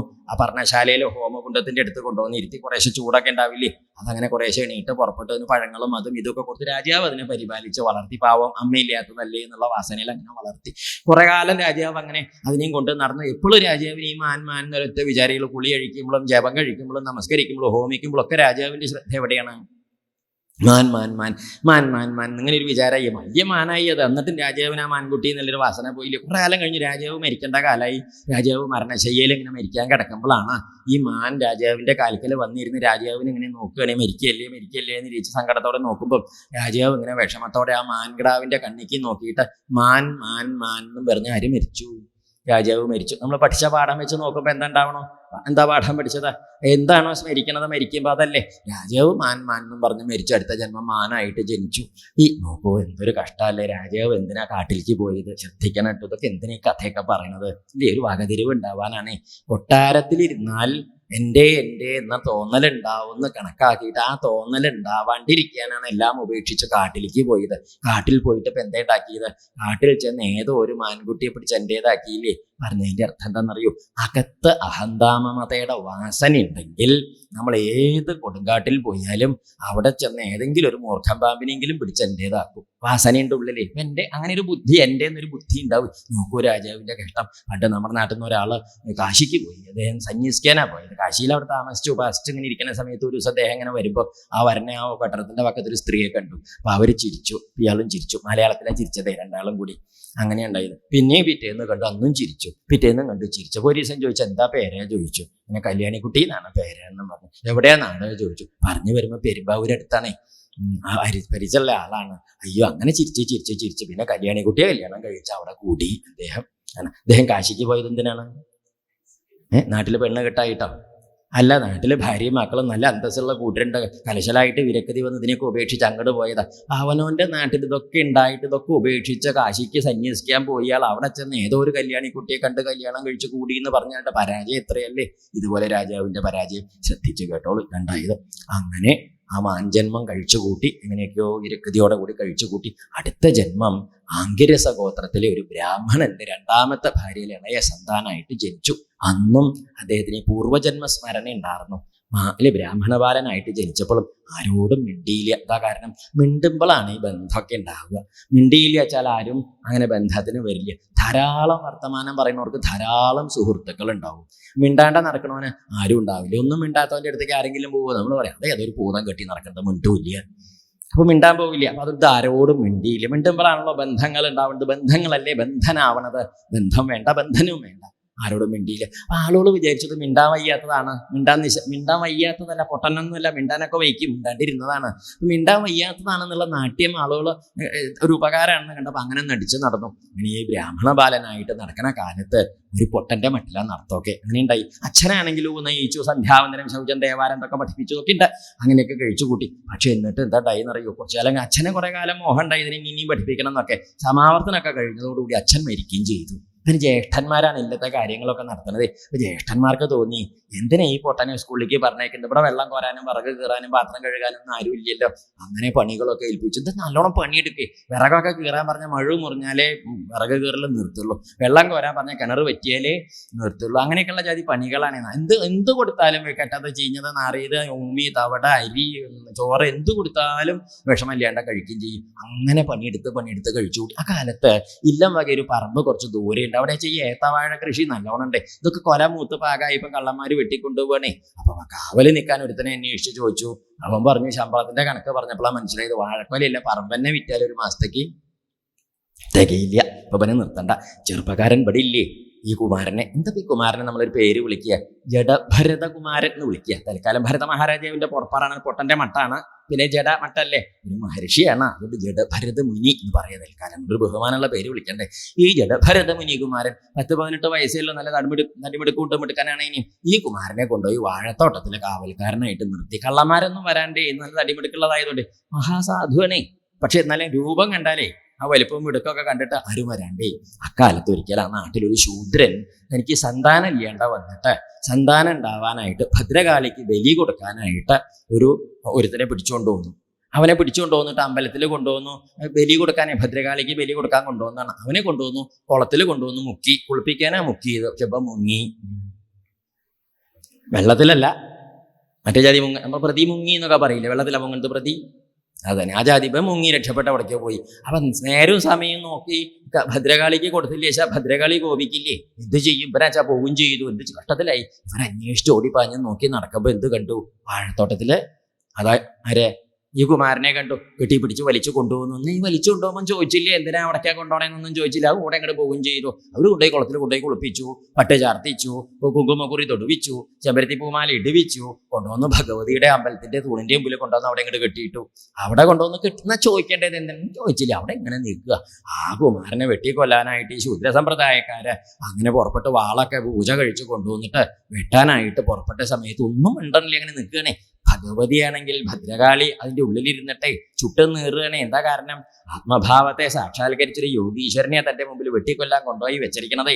ഭഗവതിക്ക് സഹിച്ചില്ല. ഭഗവതിക്ക് ഇങ്ങനെ ദേഹത്തൊക്കെ ഇങ്ങനെ മുളകരച്ച് തേച്ചാണ്ടാവില്ലേ ഒരു ചുട്ടു സഞ്ചാരം. അജാതി ഒരു വിഷമം. അത് അസഹ്യമായ കോപതാപത്തോടു കൂടിയിട്ട് ഭഗവതി അതിദുർവിഷ എന്തല്ലേ ദന്തഹ്യമാനേ നവപുഷ സഹസാ ഉച്ചചാട സൈവ ദേവി ഭദ്രകാളി. ആ ഭദ്രകാളി ദേവി ആ ശ്രീലകത്ത് നിന്ന് ഇങ്ങോട്ട് ചാടി ഇങ്ങോട്ട് പുറപ്പെട്ടു. അഷ്ടവാഹുക്കളോട് കൂടി വന്ന ഭഗവതി ആ വെട്ടാൻ നിന്നവന്റെ കയ്യിൽ നിന്ന് വാള് വാങ്ങി അവന്റെ തല വെട്ടി. പിന്നെ കാണാൻ നിന്നവന്റെ തല വെട്ടി. എല്ലാവരുടെയും തല വെട്ടിയിട്ട് ഈ വെട്ടിയ തലയൊക്കെ തന്റെ 8 കയ്യിലിട്ടിട്ടൊരു എന്താ ശിരക്കന്തുകലീലയ എന്നാ പറയാ. ശിരസ് കന്തുകം പന്താണ്. ഈ പന്തോണ്ട് ഈ തലയോണ്ട് ഒരു പന്തുകളി അതിന്റെ വക ഭഗവതിയുടെ. ഈ ഉണ്ണിക്ക് സന്തോഷമായിക്കോട്ടെ വെച്ചിട്ട് ഭഗവതി ഒന്ന് നോക്കി അതിന്റെ മുഖത്തേക്ക്. അതിനപ്പോൾ ഒരു വികാരമൊന്നുമില്ല. അതങ്ങനെ നിശങ്കനായിട്ടിരിക്കുകയാണ്. ഭഗവതിക്കും തോന്നി ഇത്രയൊരു യോഗ്യനെ ഇതുവരെ കണ്ടിട്ട്. വെട്ടാൻ നോക്കുമ്പോൾ പോലും ഒരു വ്യത്യാസം ഇല്ലാണ്ട് നിൽക്കണേ ഇല്ലേ. വെട്ടുമ്പോഴും തലോടുമ്പോഴും കൊല്ലാൻ പുറപ്പെടുമ്പോഴും സംസ്കരിക്കാൻ പുറപ്പെടുമ്പോഴും ഒക്കെ ഒരേ ഭാവം. ഓ തുല്യനിന്ദ സ്തുതിർമൗനി സന്തുഷ്ടോ ഏന കേനൊക്കെ ശ്ലോകം ചൊല്ലി കേട്ടിട്ടേ ഉള്ളൂ. ഇങ്ങനെ ഒരാളെ ആദ്യമാണല്ലോ എന്ന് ഭഗവതിക്കും തോന്നി. സന്തോഷമായി അനുഗ്രഹിച്ച ഭഗവതി ആ കുമാരന്റെ കെട്ട തൂണിന്റെ മുന്നഴിച്ചു സ്വതന്ത്രനാക്കി. ഭഗവതി പോവുകയും ചെയ്തു. കുമാരനാണെങ്കിൽ തന്നെ എവിടേക്കാണോ തിരിച്ചു നിർത്തിയത് ആ ദിക്കിലേക്ക് നടന്നു. എന്തേ കാരണം?